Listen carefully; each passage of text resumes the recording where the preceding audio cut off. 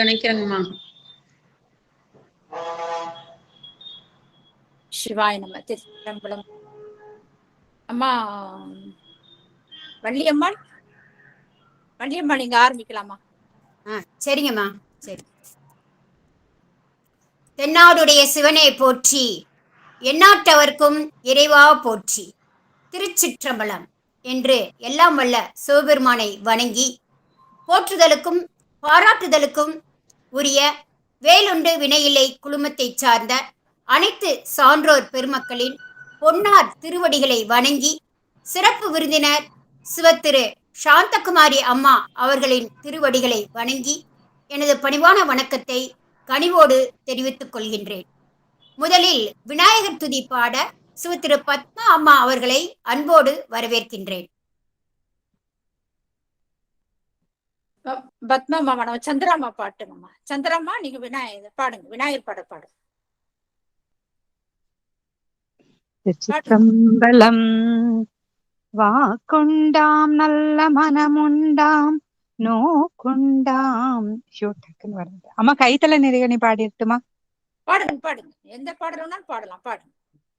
கைத்தல நிறைகனி அப்பமுடவல் போரி கப்பிய கரிமுக நடி பேணி கற்றிடுமடியவர் புத்தேல் உரைபவர் கற்பக என வினை கடிதேகும் மத்தமும் அதியமும் வைத்திடும் அரன் மகன் மற்பொருள் திரள் போய மதையானே மத்தழ வைரையனை உத்தமை புதல்வனை மட்டவில் மலர்கொடு பணிவேனே முத்தனில் அடைவினை முற்படுகிரிதனில் முற்பட எழுதிய முதல்வோனே முப்புறமேறி செய்ததச்சிவனுரை ரதம் அச்சது பொடி செய்தததிதீர அத்துயரது கொடு சுப்பிரமணி படும்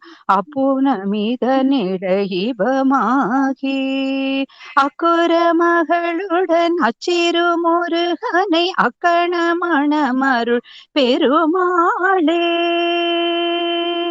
திருச்சிற்றம்பலம். தில்லையம்பலம். நானூறு துதி மங்கையர்கரசி அம்மா பாடுங்கம்மா. மங்கையர்கரசி அம்மா. ஜானகி அம்மா பாடுங்கம்மா. பாடுறேங்கம்மா. திருச்சிற்றம்பலம். தென்னாடுடைய சிவனே போற்றி, எந்நாட்டவர்க்கும் இறைவா போற்றி.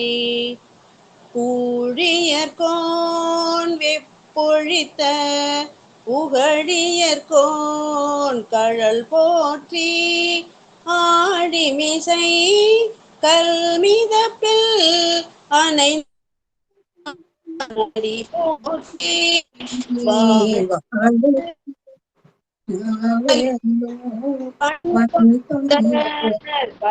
போற்றி கூலி திருவாத ஊர திரு தாள் போற்றி.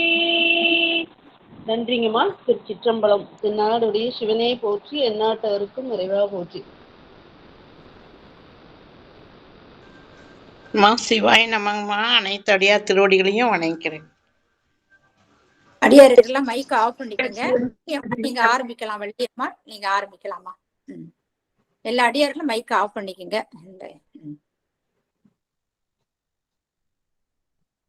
மைக் ஆன் பண்ணி பேசுங்கம்மா. நீங்க மைக் ஆன் பண்ணி பேசுங்க வள்ளியம்மாள். சிவசிவா. உலகமெங்கும் பக்தி சுவையினை நனி சொட்ட சொட்ட எடுத்தேம்பும் வேலுண்டு வினையிலை குழுமத்தை சார்ந்த அனைத்து அடியார்களின் பொற்பாதங்களை வணங்கி வருக வருக என்று வேலுண்டு வினையில்லை குழுமம் சார்பாக அன்போடு வரவேற்கின்றேன். இறை தேடுவதற்கு முன்பு இறைவனை தேடு என்ற சிந்தனையின் சிற்பியாக திகழும் நமது சிறப்பு விருந்தினர் சிவத்திரு சாந்தகுமாரி அம்மா அவர்களை வருக வருக என்று வேலுண்டு வினையிலை குழுமம் சார்பாக அன்போடு வரவேற்கின்றேன். 313வது திருவாசக சிந்தனையின் அமர்வை மிகச் சிறப்பாக, மிக அற்புதமாக, மிக ஆனந்தமாக வழிநடத்தி செல்லும் ஞான குரு நமது வேலுண்டு வினையிலை குழுமத்தின் தலைவர் சிவத்திரு ஆனந்த அன்பழகன் ஐயா அவர்களையும் கந்தன் பாதம் கனவிலும் காக்கும் என நாள்தோறும் முருகப்பெருமானை நமக்கு அருளும் இசை ஞானியாக திகழும் சிவத்திரு ஸ்ரீராம் காஷ்யப் ஐயா அவர்களையும் வேலுண்டு வினையிலே குழுமம் சார்பாக அன்போடு வருக வருக என்று இருகரம் கூப்பி வரவேற்கின்றேன். எங்கும் பக்தி, எதிலும் பக்தி, எப்போதும் பக்தி என பக்தியோடு முக்தியை தேடுபவர், கலியுகத்தில் தெய்வத்தன்மையை வளர்க்க உதவும் ஒரு கருவியாக திகழ்பவர் நமது சிவத்திரு பிரேமா அம்மா அவர்களையும், முருகன் என்றாலே முத்துக்குமரன் ஐயா, முத்துக்குமரன் ஐயா என்றால் முருகன் என்றுதான் பொருள்.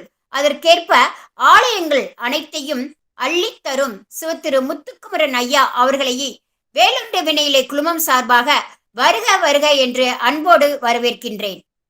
பக்தி இலக்கியங்களின் கதாநாயனாக திகழும் சிவத்திரு அருணாச்சலனார் ஐயா அவர்களை இருகரம் கூப்பி பணிவுடன் வருக வருக என்று அன்போடு வரவேற்கின்றேன். வேலுண்டு வினையிலே குழுமத்தின் 63 நாயன்மார்களாக திகழும் அனைத்து அடியார்களையும், இணையத்திலும் இதயத்திலும் இணைந்திருக்கும் அனைத்து அறிஞர் பெருமக்களையும் வேலுண்டு வினையிலே குழுமம் சார்பாக வருக வருக என்று அன்போடு வரவேற்கின்றேன். செந்தமிழ் தேன்மொழியால் நிலாவென சிரிக்கும் மலர்கொடையாளராக திகழ்பவர் நமது சிறப்பு விருந்தினர் சிவத்திரு சாந்தகுமாரி அம்மா அவர்களை வேலுண்டு வினையிலே குழுமம் சார்பாக வருக வருக என்று அன்போடு இருகரம் கூப்பி வரவேற்கின்றேன். சிறப்பு விருந்தினர் அவர்கள் கட்டிடக்கலை பொறியாளர் பட்டம் பெற்றிருக்கின்றார். இவருடைய கணவர் பொது பணித்துறையில் பணியாற்றுகிறார். அம்மா அவர்கள் சைவ குரவர்களின் இறை கோட்பாட்டையும் சைவ சமயத்தையும் 12 ஆண்டுகளாக பின்பற்றி வருகின்றார். இவருடைய குருவாக திருஞான சம்பந்தரை ஏற்றுள்ளார். கற்க கசடர திருமுறைகளை கற்று மகிழ்வித்து மகிழ் என்பதற்கு ஏற்ப மற்றவர்களுக்கு எடுத்து எம்பும் சொல் வன்மை பெற்றவர். சைவ சித்தாந்த வகுப்பில் சேர்ந்து பொறுமையுடன் விடாமுயற்சியுடன் தெள்ளத் தெளிவாக கற்று சைவ சித்தாந்த ரத்தினம் என்ற மாபெரும் விருதை பெற்ற விருதாளர். யாம் ஓதிய கல்வியும் எம் அறிவும் தாமே பெற வேலவர் தந்ததனால் என்ற அருணகிரியார் கூறுவது போல் பெரிய புராணத்தை அதிக ஈடுபாட்டுடன் திரு CKS ஐயா அவர்களின் உரைகளை தானே கற்று தேர்ந்து 6 பகுதிகளை மிகவும் அற்புதமாக ஆழமாக கற்று தெளிந்தவர். காளிப்பிள்ளையார் கோவிலில் தன் தோழிகளுடன் அமர்ந்து திருமுறைகளை சத்சங்கம் செய்த பாக்கியசாலி. திருவண்ணாமலையில் சிறு குழந்தைகளுக்கு நாளொரு மேனியும் பொழுதொரு வண்ணமுமாக திருமுறைகளை செவ்வனே கற்றுக் கொடுத்து மாணவ செல்வங்களுக்கு பரிசுகளும் பாராட்டுகளும் அளித்த பக்திமான். அம்மா இல்லத்திற்கு திருவாரூர் பெண்கள் வந்து தினமும் 2 மணி நேரம் திருமுறைகளை கற்றுச் செல்வர். தொடர்ந்து 11 மாதங்கள் 4256 பாடல்களை தெளிவுற கற்றுக் கொடுத்து ஞான குருவானவர் நமது சிறப்பு விருந்தினர். திருச்சி திருவானைக்காவலில் எண்ணற்ற ஆன்மீக சொற்பொழிவாற்றியவர். கும்பகோணத்தில் சைவ சமய பாட ஆசிரியராக திகழ்ந்தவர். கோவிட் காலத்திலும் தன் பணியை 130 பேருக்கு இணையதளத்தில் செவ்வனே நடத்திய அருளாளர். திருமுறை வகுப்புகளை தினந்தோறும் நடத்திய சைவ சித்தாந்த குரு அவர்கள் நமது சிறப்பு விருந்தினர். அன்னை இல்லத்தில் பெரிய புராண சொற்பொழிவு ஆற்றி இருக்கின்றார். மும்முறை முழு பாடல்களையும் முற்றோதியவர். 6 வருடங்கள் தொடர்ந்து வகுப்பு எடுத்தவர். நல்லதொரு குடும்பம் பல்கலைக்கழகம் என்பதற்கு ஏற்ப குடும்பத்தினர் அனைவரும் இவருக்கு ஊக்கமும் உற்சாகமும் அளித்து இவரை பாராட்டி வருகின்றனர். கட்டட பொறியாளராக இருந்தாலும் பக்தி பொறியாளராக 120 பகுதிகளை 350 மணி நேரம் நடத்தி சாதனை புரிந்த மாபெரும் சக்தியாளர் நமது சிறப்பு விருந்தினர். கடவுள் மண்ணிலும் இல்லை, விண்ணிலும் இல்லை, பக்தியில்தான் இருக்கின்றார் என என்ன தலைப்பு, எந்த நேரம், எது கொடுத்தாலும் சிறப்பு சொற்பொழிவு ஆற்றக்கூடிய வல்லமை படைத்த அருளாளர். இணையமாக இருந்தாலும் இதயமாக இருந்தாலும் நேராகவும் சொற்பொழிவு ஆற்றக்கூடிய வன்மை படைத்தவர். காசுக்கு கம்பன், கருணைக்கு அருணகிரி என்பது போல திருமுறைக்கு சிவத்திரு சாந்தகுமாரி அம்மா அவர்களை சிறப்பு சொற்பொழிவாற்ற கந்தனின் கைக்கொள் படை என்ற தலைப்பில் சிறப்பு சொற்பொழிவாற்ற வருக வருக என்று வேலுண்டு வினையிலை குழுமம் சார்பாக இருகரம் கூப்பி அன்போடு வரவேற்கின்றேன். வெற்றிவேல் முருகனுக்கு அரோகரா, ஞானவேல் முருகனுக்கு அரோகரா, சக்திவேல் முருகனுக்கு அரோகரா. முருகா சரணம்.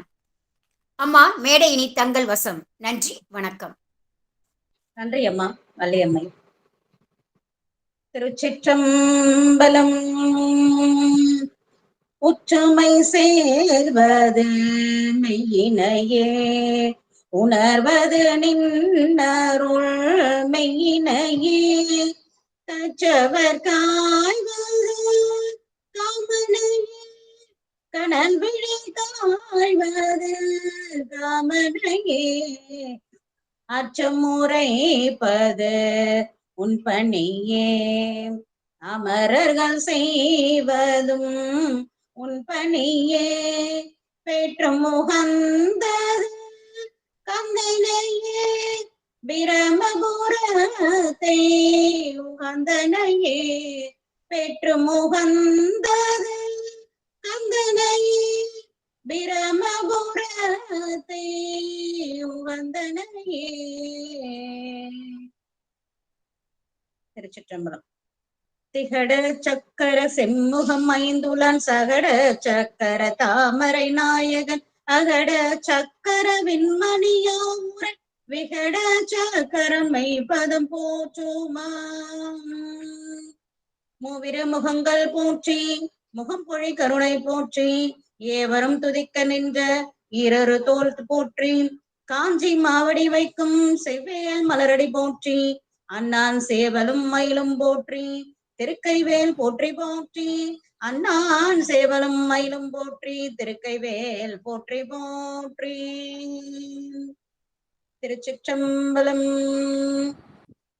இத்தென்னை ஆண்டு கொண்ட எம்பெருமான் அம்மையப்பர் பொன்னார் மலரடிகளை வணங்கி என் குருநாதராகிய காழிப்பிள்ளையார் திருவடிகளின் தலைமையில் கொண்டு இன்றைய நிகழ்வுக்குள்ள செல்றோம். நம்ம இந்த அழகாக நால்வர் துதிகளையும் விநாயகர் வணக்கமும் பாடி ஒரு அருமையான அறிமுகம் கொடுத்த அம்மையார் மூவருக்கும் என்னோட வணக்கங்களையும், மற்றும் இந்த இணையம் வழியாக கந்தனின் கைக்கொள் படை என்ற இந்த தலைப்பின் வழியாக கந்தபெருமானின் பெருமைகளையும் புகழ்களையும் கேட்டு மகிழ்ந்து இன்புற இந்த பொன்மாலை பொழுதில் இணைந்திருக்கக்கூடிய இணையம் வழியாக இணைந்திருக்கக்கூடிய முருகனின் சீரடியார் கூட்டம் அனைவரையும் என் மனம் வாக்கு மெய்யால் வணங்கி மகிழ்கிறேன். கந்தனின் கைக்கொள் படை, இதுதான் எனக்கு கொடுத்திருக்கக்கூடிய தலைப்பு. இதை நான் 2 விதமா உள்வாங்குறேன். எப்படின்னாக்கா, கைக்கொள் படை, அவர் கையில இருக்கக்கூடிய படை வந்து முருகவேல், வேலுண்டு வினை இல்லை, நம்மளோட குழுமமே வேலுண்டு வினையுள்ளதுதான். அப்போ அது வேல் ஒண்ணு கைக்கொள் படை, இன்னொன்னு வந்து அவரோட படைக்கு மிக தலைமையானவர் வீரபாகு தேவர். இப்ப இந்த இருவரையும் கந்தனின் கைவேலை பற்றியும் நம்மளோட வீரபாகு தேவர் பற்றியுமே இந்த சிறிய விஷயங்களை இன்று வந்து சிந்திக்கிறதுக்கு அடியன் சிந்தை கொண்டிருக்கு. அப்போ அந்த அந்த வகையில முதல்ல பார்க்கும் பொழுது பாத்தீங்கன்னாக்கா, நம்மளோட கந்த புராணம் எங்க இருந்து தொடங்குதுனாக்கா தக்கனோட வேள்வியில இருந்து தொடங்குது. ஏன்னா தக்கனோட வேள்வி முடிஞ்சதுக்கு அப்புறம் அம்மை வந்து தாட்சாணியா திருவதாரம் பண்ணி அந்த அந்த உடம்பை எடுத்ததுக்காக மிகவும் வருந்துறாங்க. வருந்திட்டு சுவாமி நான் மீண்டும் வேறொரு உடம்பில வந்து எடுக்க போறேன் அப்படிங்கும் போதுதான் பர்வதராஜன் வந்து அம்மை மகளா வரணும்னு தவம் பண்றார்.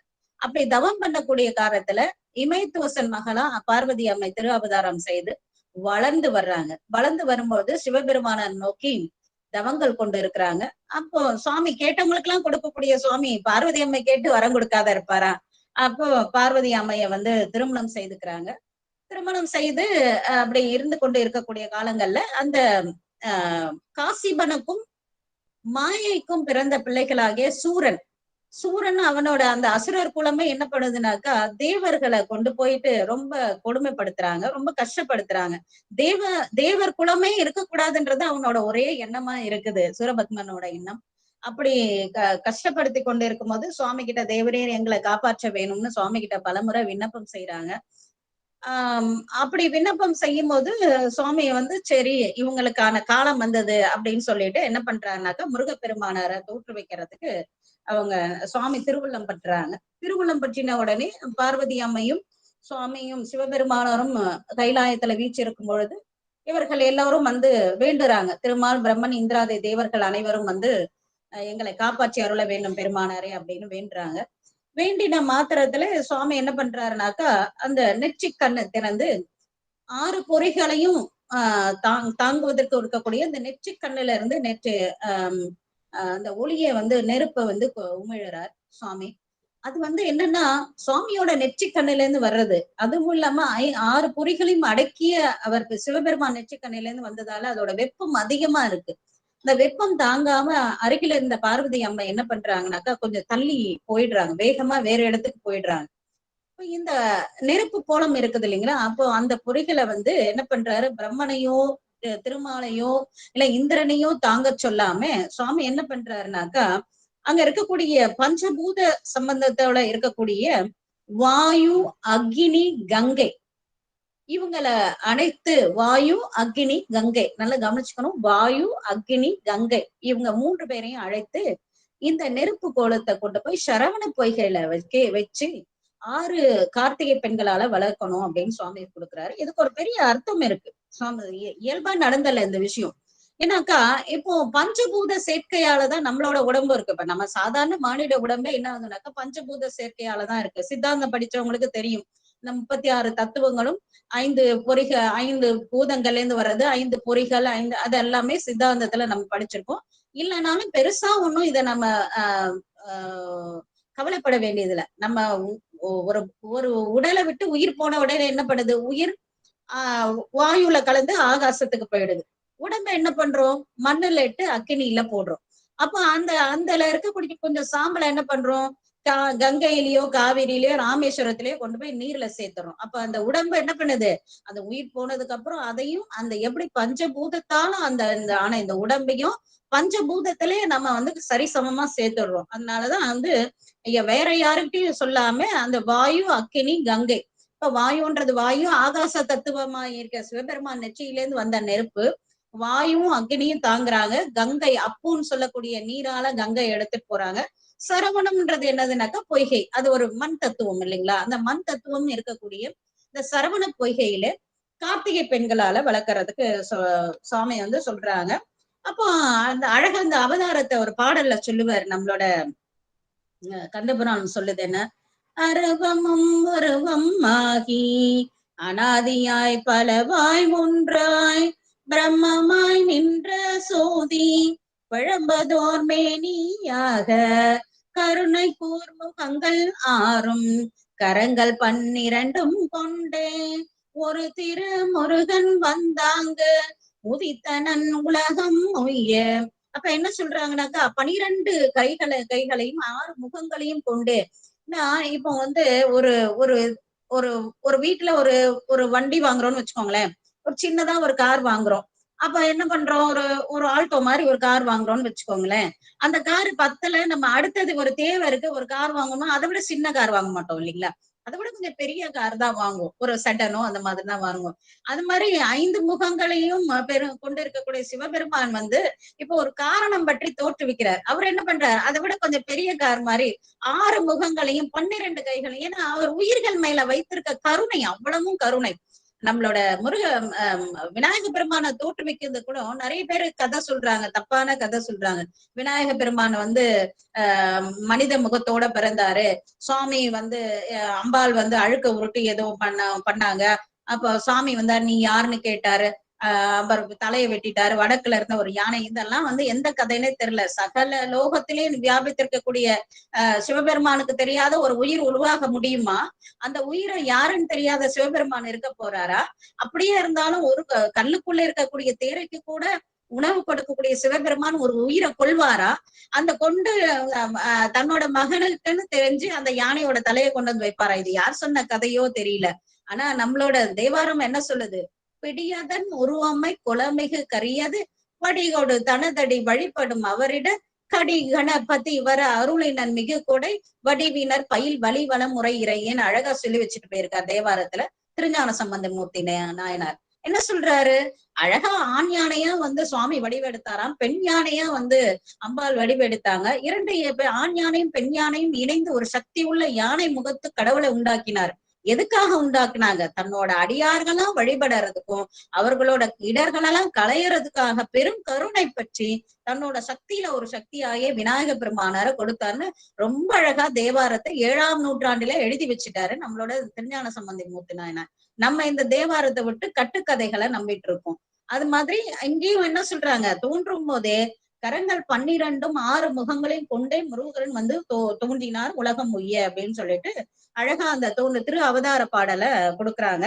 இப்படி 5 முகமும் 10 கரங்களும் உடைய சிவபெருமான் 6 முகங்களும் 12 கரங்களும் உள்ள பிள்ளைய வந்து தோற்றுவிக்கிறார். ஏன்னாக்கா தேவர்களை அழித்து தேவர்களை காத்து அசுரர்களை அழிக்கிறதுக்காக அவங்க திரு அவதாரம் பண்றாங்க. அப்புறம் சரவண பொய்கையில நம்மளோட முருகப்பெருமானார் வளர்றார். அப்படி அவரு கொஞ்சம் அங்க வளர்ந்துகிட்டே இருக்கட்டும். இங்க கைலையில என்ன நடந்ததுன்னு பார்ப்போம். அம்பிகை வந்து அந்த நெருப்பை கண்டு பயந்து ஓடினாங்க இல்லைங்களா? அவங்க ஓடும் போது என்ன பண்ணது? அவங்களோட கால் வந்து 2 காலும் ஒன்றோட ஒன்று மோதும் போது அவங்க அணிந்திருக்கக்கூடிய அந்த சிலம்பு என்ன பண்றதுன்னா உடைஞ்சு அந்த சிலம்புல இருந்து இருக்கக்கூடிய நவரத்தினங்கள் சிதறுது. அந்த நவரத்தினங்கள் சிதறின உடனே வெளியில வந்த உடனே அந்த நவரத்தினங்களும் நவ கன்னிகைகளா மாறுறாங்க. நவ கன்னிகைகளா மாறி என்ன பண்றாங்கன்னாக்கா நம்மளோட சுவாமியோட நிழல்ல போய் நிக்கிறாங்க. அப்ப நின்ன உடனே சுவாமியோட கருணையிலால அந்த நவ கன்னிகைகளும் கருவுற்ற உடனே அம்பாள் பாக்குறாங்க, இந்த பெண்கள் சுவாமியோட நிழல்ல இருந்து கருவுற்றதால நீங்க வந்து இனி இந்த பிள்ளை பிறக்க கூடாது அப்படின்னு ஒரு சாபம் கொடுக்குறாங்க. இதெல்லாம் காரணம் பற்றி வந்ததுன்னா அம்பிகை வந்து கருணையே உருவானவங்க, அவங்க இப்படியெல்லாம் செய்ய மாட்டாங்க. இதெல்லாம் ஒரு காரணம், ஒரு புராண கதை, ஒரு காரணம் பற்றி வந்தது. அவர் சொன்ன உடனே அந்த பெண்களுக்கு ஒரு பயம் வந்துடுது. வந்த உடனே அவங்களோட உடம்புல இருந்து நிறைய வேர்வை வருது. அந்த வேர்வை என்ன ஆகுதுனாக்கா ஒரு பெண்ணில இருந்து 1 லட்சம் தேவர்கள் உருவாகுறாங்க. ஒரு பெண் அப்போ 9 லட்சம் தேவர்கள் வீரர்களா உருவாகுறாங்க. உருவாகி அந்த வீரர்கள் என்ன பண்றாங்கன்னா 64 கலைகளையும் கற்று தேர்ந்து வல்லவர்களாக அவங்களும் வளர்ந்துட்டு இருக்காங்க. இப்போ இந்த பக்கம் முருகப்பெருமான கார்த்திகை பெண்கள்கிட்ட சரவண பைகள்ல வளர்றாங்க. இந்த பக்கம் 9 லட்சம் வீரர்கள் வளர்றாங்க. ஒரு பக்கம் அந்த நவ தாய்கள் வயிற்றுல நவ வீரர்கள் என்ன பண்றாங்க? வயிற்றுல அவங்க 9 பேரும் வளர்ந்து கொண்டு இருக்கிறாங்க. இப்படியோ வளர்ந்தது. ஒரு காலம் வருது, சுவாமி என்ன பண்றாரு? அம்பிகையை அழைக்கிறார்.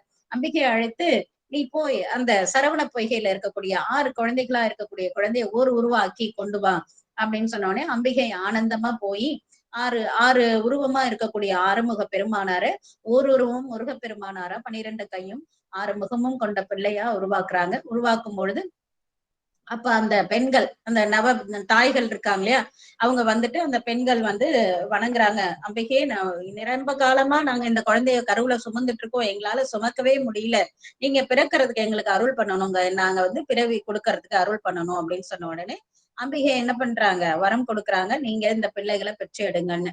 அப்படி சொன்ன உடனே அந்த நவ வீரர்கள் பிறக்கிறாங்க. அந்த மாணிக்கவல்லின்னு அம்மையோட திருவயிற்றில இருந்து வந்தவர் தான் வீரபாகு தேவர். நம்ம சொல்லக்கூடிய வீரபாகு தேவர். மௌத்திக வள்ளியோட அம்மையோட மனதுல இருந்து வயிற்றுல இருந்து பிறந்தவர் வீரகேசரி. புஷ்பராக வள்ளிக்கு வீர மகேந்திரனும், கோமேதக வள்ளிக்கு வீர மகேஸ்வரரும், வைடூரிய வள்ளிக்கு வீர புராந்தரரும், வைரவள்ளிக்கு வீர ராக்கதரும், மரகத வள்ளிக்கு வீர மார்த்தாண்டரும், பவளவள்ளிக்கு வீராந்தகரும், இந்திரநீல வள்ளிக்கு வீர தீரன்னு சொல்லக்கூடிய 9 நவ தாய்களுக்கும் நவ வீரர்கள் பிறக்கிறாங்க. அந்த நவ வீரர்கள்ல மாணிக்கவல்லிக்கு பிறந்த வீரபாகு தேவர் தான் முதன்மையா பேசப்படுறார். மிச்ச 9 பேரும் திரு அவதாரம் பண்றாங்க. அப்ப முருகப்பெருமான் அவதாரம் பண்ணினார். அந்த 9 லட்சம் வீரர்கள் அவதாரம் பண்ணாங்க. நவ வீரர்கள் அவதாரம் பண்றாங்க. இதெல்லாம் அவதாரம் பண்ணி நம்மளோட முருகப்பெருமானார் நாளொரு மேனும் பொழுதொரு வண்ணமா திருவிளையாடலை புரிந்து கொண்டே இருக்கிறார். நமக்கு எல்லாம் தெரியும் அவர் என்ன திருவிளையாடல் பிறந்தாருன்னு. பிரம்மனோட தலையை கிள்ளி ஓங்காரத்துக்கு பொருள் தெரியலன்னு அவரை சிறையில அடைத்து அப்புறம் சுவாமி விடுவித்த அந்த தகப்பன் சுவாமி. இதெல்லாம் நம்ம முருகப்பெருமானோட திருவிளையாடல்கள். அப்படியா நாளொரு மேனிமா வளர்ந்து கொண்டு வரக்கூடிய காலங்கள்ல திரும்பவும் திருமால், பிரம்மன், இந்திராதி தேவர்கள்லாம் சுவாமி கிட்ட வேண்டாங்க. சுவாமி, பிள்ளைய பெற்றெடுத்தீங்க, பிள்ளையும் வளர்ந்துட்டாரு, எங்களோட துன்பத்துக்கு ஒரு அளவே இல்ல, சூரன் எங்களை ரொம்பவும் கொடுமைப்படுத்தா, எங்களை காத்தொருள் பண்ணுங்க அப்படின்னு சொல்றாரு. இந்த இடத்துல நம்ம ஒரு விஷயத்த யோசிக்க வேண்டியது இருக்குது. நம்மளோட அப்ப சுவாமி சொல்றாங்க, தேவர்கள்லாம் அந்த சுவாமியோட கைலாயத்துல வாசல்ல ஒரு மணி, மனுநீதி சோழன் ஒரு மணி கட்டி இருந்தாரு இல்லைங்களா, அதே மாதிரி சுவாமியோட வாசல்ல கைலாய வாசல்ல ஒரு மணி இருந்தது. இந்த தேவர்கள்லாம் இப்படி அடிச்சாங்களா, மணியில நாக்கு இருக்கும், அந்த நாக்கு இந்த பக்கம் மோதி இந்த பக்கம் வரும் இல்லைங்களா, அதுதான் சத்தம் கொடுக்குது. இந்த தேவர்கள் இந்த பக்கம் அடிச்சாங்களாம், அந்த ஒளி மாறியது இல்லை, அந்த ஒளி மாறவே இல்லையா, அந்த பக்கம் நாக்கு அடிக்கவே இல்லையா. அதுக்குள்ளேயே சுவாமி என்ன பண்ணிட்டாராம், முப்புறத்தை எரிச்சிட்டாராம். அப்ப சுவாமி அந்த அளவுக்கு உடனே அருள் பண்ணக்கூடியவர், கேட்டவங்களுக்கு எல்லாம் உடனே அருள் பண்ணக்கூடியவர் அப்படின்னு அப்ப சுவாமி சொல்றார். அப்பர் வாக்கு என்னைக்காவது பொய்யாகுமோ? அப்போ ஒளி மாறியதிலே தீயா எரிந்தது திரிபுரம்னு சொல்றாரு நம்மளோட அப்ப சுவாமி. இப்படியெல்லாம் இவங்களுக்கு அருள் பண்ணக்கூடிய பெருமானார் ஏன் இவ்வளவு காலம் எடுத்ததுன்னாக்கா, அங்கதான் நம்ம யோசிக்க வேண்டியது இருக்கு. என்னன்னாக்கா, தக்கன் வேள்வியில போய் கலந்து கொண்டது தேவர்கள் பண்ணது தவறு. அந்த தவறுக்கு அப்பப்போ ஒரு தண்டனை இருந்தாலும் அந்த வினையில அந்த தீவினை செய்ததுக்கான வினையை அனுபவிக்கணும்ன்றது அவங்களுக்கு. அதனால அந்த காலம் இத்தனை காலம் தாழ்த்து முருகப்பெருமானார் அழுத்துறார். என்ன நம்ம செய்யற நல்வினையா இருந்தாலும் தீவினையா இருந்தாலும் அது முற்றி வர்றதுக்கு, இப்போ ஒருத்தரை நம்ம திட்டோம்னா அடுத்த நாளே நம்மளுக்கு அந்த திட்டு விழுந்துறது கிடையாது. ஏதோ ஒரு காலம் பற்றி ஒரு இடத்துலதான் அந்த இது வருது, நமக்கே தெரியுது, ஓ இந்த வினைக்கு இந்த வினையான். நமக்கு எப்படி பக்குவம் வருதோ அந்த மாதிரி இந்த வினைக்கும் ஒரு பக்குவம் வரணும். அந்த பக்குவம் வரும்போதுதான் அந்த வினையும் நம்ம அனுபவித்து தீர வேண்டியிருக்கும். அதனால்தான் அந்த சூரன் கிட்ட இவ்வளவு தேவர்கள் கஷ்டப்படுறாங்க. அப்போ சுவாமி கிட்ட கேட்ட உடனே சுவாமி என்ன பண்றாரு, முருகப்பெருமானாரை பாக்குறாரு. போயிட்டு நீ போய் இவங்களோட துன்பங்கள் எல்லாம் தீர்த்துட்டு வரணும் அப்படின்னு சொல்லிட்டு சொன்ன உடனே அப்போ சுவாமி அவங்க முருகப்பெருமான் புறப்படுறதுக்காக ஒரு அழகா பஞ்சபூதங்களின் வலிமை கொன்ற ஒரு தேர் கொடுக்குறாரு. அந்த தேர்ல 1,00,000 குதிரைகள் பூட்டப்பட்டு இருக்குமா.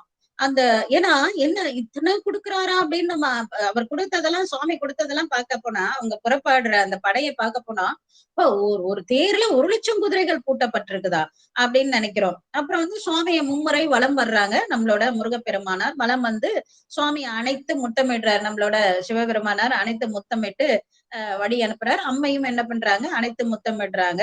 முத்தமிட்டு அப்புறம் அவங்க எப்படி எல்லாம் புறப்படுறாங்கன்னாக்கா 20,000 கணங்கள் போதான், 108 கணத்தலைவர்கள் போறாங்க, 1009 படைக்கலயங்கள் போறாங்க. அது இல்லாம இந்த அந்த 9 லட்சம் வீரர்கள் உருவாங்கினாங்களா, அவங்களோட படைத்தலைவர்களா இருக்கக்கூடிய வீரபகுதேவர், வீரகேசரி, வீரமகேந்திர, வீரமகேஸ்வரர், வீரபுராந்தரர், வீரராக்கதர், வீரமார்த்தாண்டர், வீராந்தகர், வீரதீரர், இவங்க எல்லாருமே போறாங்க. அப்புறம் முனிகள், ரிஷிகள் எல்லாரும் போறாங்க. சுவாமி என்ன பண்ற, திருமாலும் பிரம்மனும் இந்திரனும் கூட அவங்களோட அனுப்பி வைக்கிறாரு. ஏன்னாக்கா இந்த தேவர்கள் நினைச்சபடி செய்வாங்க, அவங்களை அடக்கிறதுக்கு ஒருத்தர் வேணும் இல்லையா. அதனால அந்த பிரம்மன், திருமால், இந்திரன் இவங்களெல்லாம் கூட அனுப்புறார். அப்ப தேர்ல ஏறதுக்கு அவங்களுக்கு அந்த படைகள் சங்கு, சக்கரம், மழு, சூளம், ஈட்டி இந்த மாதிரி எல்லாம் எடுத்துட்டு போறாங்க. ஒவ்வொருத்தர் கண்ணும் அப்படியே தீ உமிழற மாதிரி இருக்கான். இப்ப சிவகணங்கள்னா நிறைய இருக்கும். நம்ம சிவகணங்கள் நெடிய பூதம் இருக்கு, குண்டு பூதம் இருக்கு, குட்டை. அப்ப சுவாமி சொல்ல குண்டு குட்டை பூதம், குரலை பூதம் எல்லாம் நம்மளோட மறைக்காட்டு தேவாரத்துல சொல்லுவார். அழகா இருக்கும் அந்த பூதங்களை பத்தி சொல்லும் பொழுது. நெடிய பூதம், குட்டை பூதம், ஐவண்ண பூதங்கள்லாம் இருக்குமா, கருத்த பூதம் இருக்குமா, சிவப்பு பூதம் இருக்குமா, பச்சை பூதம் இருக்குமா, அப்புறம் மஞ்சள் பூதம் இருக்கும், வெள்ளை பூதம். இதெல்லாம் பூதம்னா நம்ம இப்போ திரைப்படங்களை பார்த்துட்டு பூதம்ன்றத ஒரு மாதிரி கற்பனை பண்றோம். பூதங்கள்ன்றது என்னன்னாக்கா, பூதம்ன்றத சுவாமியும் பூதபதைன்னு நம்ம சொல்றோம். பூதங்களுக்கு எல்லாம் தலைவர். ஒரு வகையில நாமெல்லாமும் பூதம் தான், உயிர்கள் அனைத்தும் பூதம் தான். அந்த அப்ப இந்த பூதங்கள் என்னன்னாக்கா ஈசனையே நினைத்து கொண்டு இருக்கக்கூடிய பூதங்கள். சங்கரா சங்கரா சங்கரா சங்கரா சங்கரான்னு எந்த நேரமும் சொல்லிக்கிட்டே இருக்கும். இது ரொம்ப அழகா நம்மளோட தெய்வ சேக்கிழ பெருமானார் பெரிய புராணத்துல காட்டுவார். கைலைக்கு போகும்போது அங்க இருக்குதான் நிறைய பூதங்கள் இருக்கான். நீடு தேவர் நிலைகளும் வேண்டினும் நாடும் ஐம்பெரும் பூதமும் நாட்டுவ கோடி கோடி குரல் சிறு பூதங்கள் பாடி ஆடும் பறப்பது பாங்கெல்லாம்ன்றார். கோடி கோடி பூதங்கள் அந்த பக்கம் கைலாயில ஆடிட்டே இருக்குது மாமா. அப்போ அதனாலதான் அம்மா கூட கேக்குறாங்க, உன்னோட பூதத்துல ஒரு கணமா ஆகணும் அப்படின்னு காரைக்கால் அம்மையார் கேக்குறாங்க. இந்த கோடி கோடி பூதத்துலதான் ஒரு பூதமா ஆகணும்னு அம்மா கேக்குறாங்க. இந்த பூதம்னா எப்பேற்பட்டதுன்னா நம்ம சொல்றோம் இல்லைங்களா, ஐம்பூதங்கள் தான் பெரிய இது. நீர் நிறம் காற்று ஆகாசம் இந்த ஐம்பூதங்கள் தான் சொல்றோம் இல்லைங்களா. அவங்களுக்கு எல்லாம் ஏதாவது வேணும்னா சுவாமி கிட்ட கேட்டா இந்த பூதங்களை வச்சுதான் செய்வாராம். அப்ப அந்த பூதங்கள்லாம் அவளுக்கு ரொம்ப குட்டி. நம்ம சுவாமியோட பூதங்கள் தான் மிக வலிமை வாய்ந்தவர்கள். அவங்க ஐயனார் கருப்பசாமி இவங்க இந்த மாதிரி தலைவர்கள் எல்லாம் கொண்டு இந்த கணங்கள் எல்லாம் வச்சுட்டு பல முகங்களுடைய பூதங்கள் இருக்குமா, திருநீரிட்ட பூதங்கள் இருக்குமா, சிவகணங்கள் இருக்குமா, அண்டங்களை கூட ஒரு ஒரு சிவகணம் போச்சுன்னா அண்டங்களை கூட முழுங்கி ஏப்பம் விட்டுருமா. இப்ப இந்த வைகையில தண்ணி எல்லாம் முழுங்கி ஏப்பம் விட்டது குண்டோதரனை பார்த்தோம் இல்லைங்களா, அந்த மாதிரி எல்லாம் இருக்கும். இப்படியெல்லாம் பல வகையான பூதங்கள் இந்த படையில இருக்குது அப்படின்னு சொல்றாரு. இது படிக்கும் போது நம்மளுக்கு ஒரு இது இருக்கு, எதுக்கு இவ்வளவு முருகப்பெருமான் பூதம், எதுக்கு இத்தனை பூதங்கள்னா சூரபத்மன் சாதாரணவன் கிடையாது. அவன் 1008 அண்டங்களுக்கு தலைவன். ஒரு அண்டம் ரெண்டு அண்டம் 1008 அண்டங்களுக்கு தலைவன். அதுவும் அசுரர்கள், அவங்க எல்லாருமே அசுரர்கள் இல்லைங்களா. அதனால அவங்களை அடக்கிறதுக்காக இத்தனையும் என்பாரு. எப்படி போறாருன்னா நம்மளோட முருகப்பெருமானார் எப்படி போறாருன்றத அழகா சொல்றாரு. அப்ப முருகருக்கு 12 கரங்கள் நம்ம படிச்சோம் இல்லைங்களா, 12 கரங்கள். அந்த 12 கரங்கள்ல என்ன பண்றாருனாக்கா சுவாமி படைகளை கொடுக்குறார். என்ன படைகளை கொடுக்குறாருனாக்கா 12 கரக்கும் 11 கரங்களுக்கு படைகளை கொடுக்குறாரு. என்னென்ன கொடுக்குறாருன்னா 11 உருத்திரர்கள் உண்டு நம்மளுக்கு. நம்ம சுவாமியோட அருள் பெற்ற உருத்திரர்கள் 11 பேர் இருக்காங்க. அந்த 11 பேரையும் 11 வகையான ஆயுதங்களா ஆக்குறாரு. அப்ப அது ஆயுதம் கிடையாது, சுவாமியோட அருள் பெற்ற உருத்திரர்கள். அப்படி இருக்கக்கூடியவர்களை என்ன பண்றாங்கன்னாக்கா உலக்கை, கொடி, வாள், வச்சிரம், அம்பு, அங்குசம், மணி, தாமரை, தண்டம், வில், மழு, இது மாதிரி சுவாமியோட 12 கைகள்ல 11 கைகள்ல இது எல்லாமே இருக்கு. இதெல்லாம் நம்ம என்ன நினைக்கிறோம்னாக்கா ஆயுதம்னு நினைக்கிறோம். ஆனா ஆயுதங்கள் அல்ல அது. 11 உருத்திரர்களும் 11 வகையான ஆயுதமா சுவாமி அதை மாற்ற அழகா அந்த பாட்டு கூட சொல்லுவாங்க. பொன்திகள் சடில தன்னல் தன் பெயரும் பொருவிலா உருவமும் தொன்னால் நன்று பெற்றுடை உருத்திர கணத்தோர் நவில அரும் தோமரம், கொடி, வாள், வன்திரல் குலிசம், பகழி, அங்குசம், மணிமலர் பங்கயம்னா தாமரை, தண்டம், வெஞ்சிவில் மழுவுமாகி வீச்சிருந்தாரும் விரல்முகம் அருமுகன் கரத்தில். அவங்க எல்லாரும் என்ன பண்றாங்களா, நம்ம ஆறுமுக பெருமானாரோ முருகப்பெருமானோட கரத்துல 11 ருத்ரர்களும் 11 ஆயுதமா வீச்சு இருக்கிறாங்க. அப்புறம் இன்னொரு கை இருக்கே, என்ன பண்ணலாம் அப்படின்னாக்கா அங்கேதான் வருது நம்மளோட வேல். அப்போ அந்த இன்னொரு கைக்கு என்ன பண்றாருனாக்கா சுவாமி கொடுக்கிறார். அதன் பின்னாடி ஏவின் தண்டத்தை பெரும் பூதமும் அடுவது, ஏய பல் உயிரும் ஒரு தலை முடிப்பது, ஏவர் மேல் விடுக்கினும் அவர்தம் ஆயிரும் திரளும் வரங்களும் சிந்தி மண்ணுயர் உண்பது, எப்படைக்கும் நாயகம் ஆவது ஒரு தனி சுடர்வேல் நல்கியே மதல கை கொடுத்தான். அந்த வேலோட பெருமையை சொல்றாரு. என்னன்னாக்கா வேல் பெருமை அந்த பாட்டுதான் சொல்லுது. என்ன சொல்லுதுன்னாக்கா இந்த வேல் கூர்மையா இருக்குமா. அந்த கூர்மை எதுக்காக அப்படின்னாக்கா ஞானம். அந்த வேலுன்னா நம்ம நினைக்கிற மாதிரி அது தங்கத்தாலான வேலோ வெள்ளியானான வேலோ இரும்பாலான வேலோ கிடையாது. அது ஒரு ஞானத்து வேலு. ஞானம் ஆழ்ந்து அகன்ற நுண்ணியனேன்னு சொல்றோம் இல்லைங்களா. அப்ப வேலோட நுனிப்பகுதி கூர்மையா இருக்கும். அப்ப ஞானம் கூர்மையாக இருக்க வேண்டும், அகன்று இருக்க வேண்டும், நீளமாக இருக்க வேண்டும். அதனாலதான் இந்த ஞானத்தை நம்ம வேலை ஞானமே உருவாகினதா சொல்றோம். அந்த ஞானத்தை உருவாக்கி நம்மளோட பெருமானார் கொடுக்கிறார். அப்ப அந்த வேல் என்ன பண்ணுமா, எந்த இடத்துல எந்த பூதங்கள் யார் வந்தாலும் அந்த வேல் அழிச்சிருமாமா. அப்புறம் யாரும் அழித்தாலும் திரும்ப நம்ம முருகப்பெருமானோட கைக்கு வந்துரும். எந்த சித்திகளுக்கும் கட்டுப்படாத எல்லாத்துக்கும் ஒரு தனி நாயகமா, எல்லா படைக்கும் ஒரு தனி நாயகமா இருக்கக்கூடிய படையாகிய வேல் படைய நம்மளோட சிவபெருமானார் கொடுக்கிறாரு அப்படின்னு சொல்றாங்க. இந்த இடத்துல நமக்கு ஒரு சின்ன சிந்தனை வரும். என்னம்மா, சிக்கல்ல வேல் வாங்கி செந்தூர்ல சம்ஹாரம்ன்றது பிரபலமான ஒரு வாக்கு.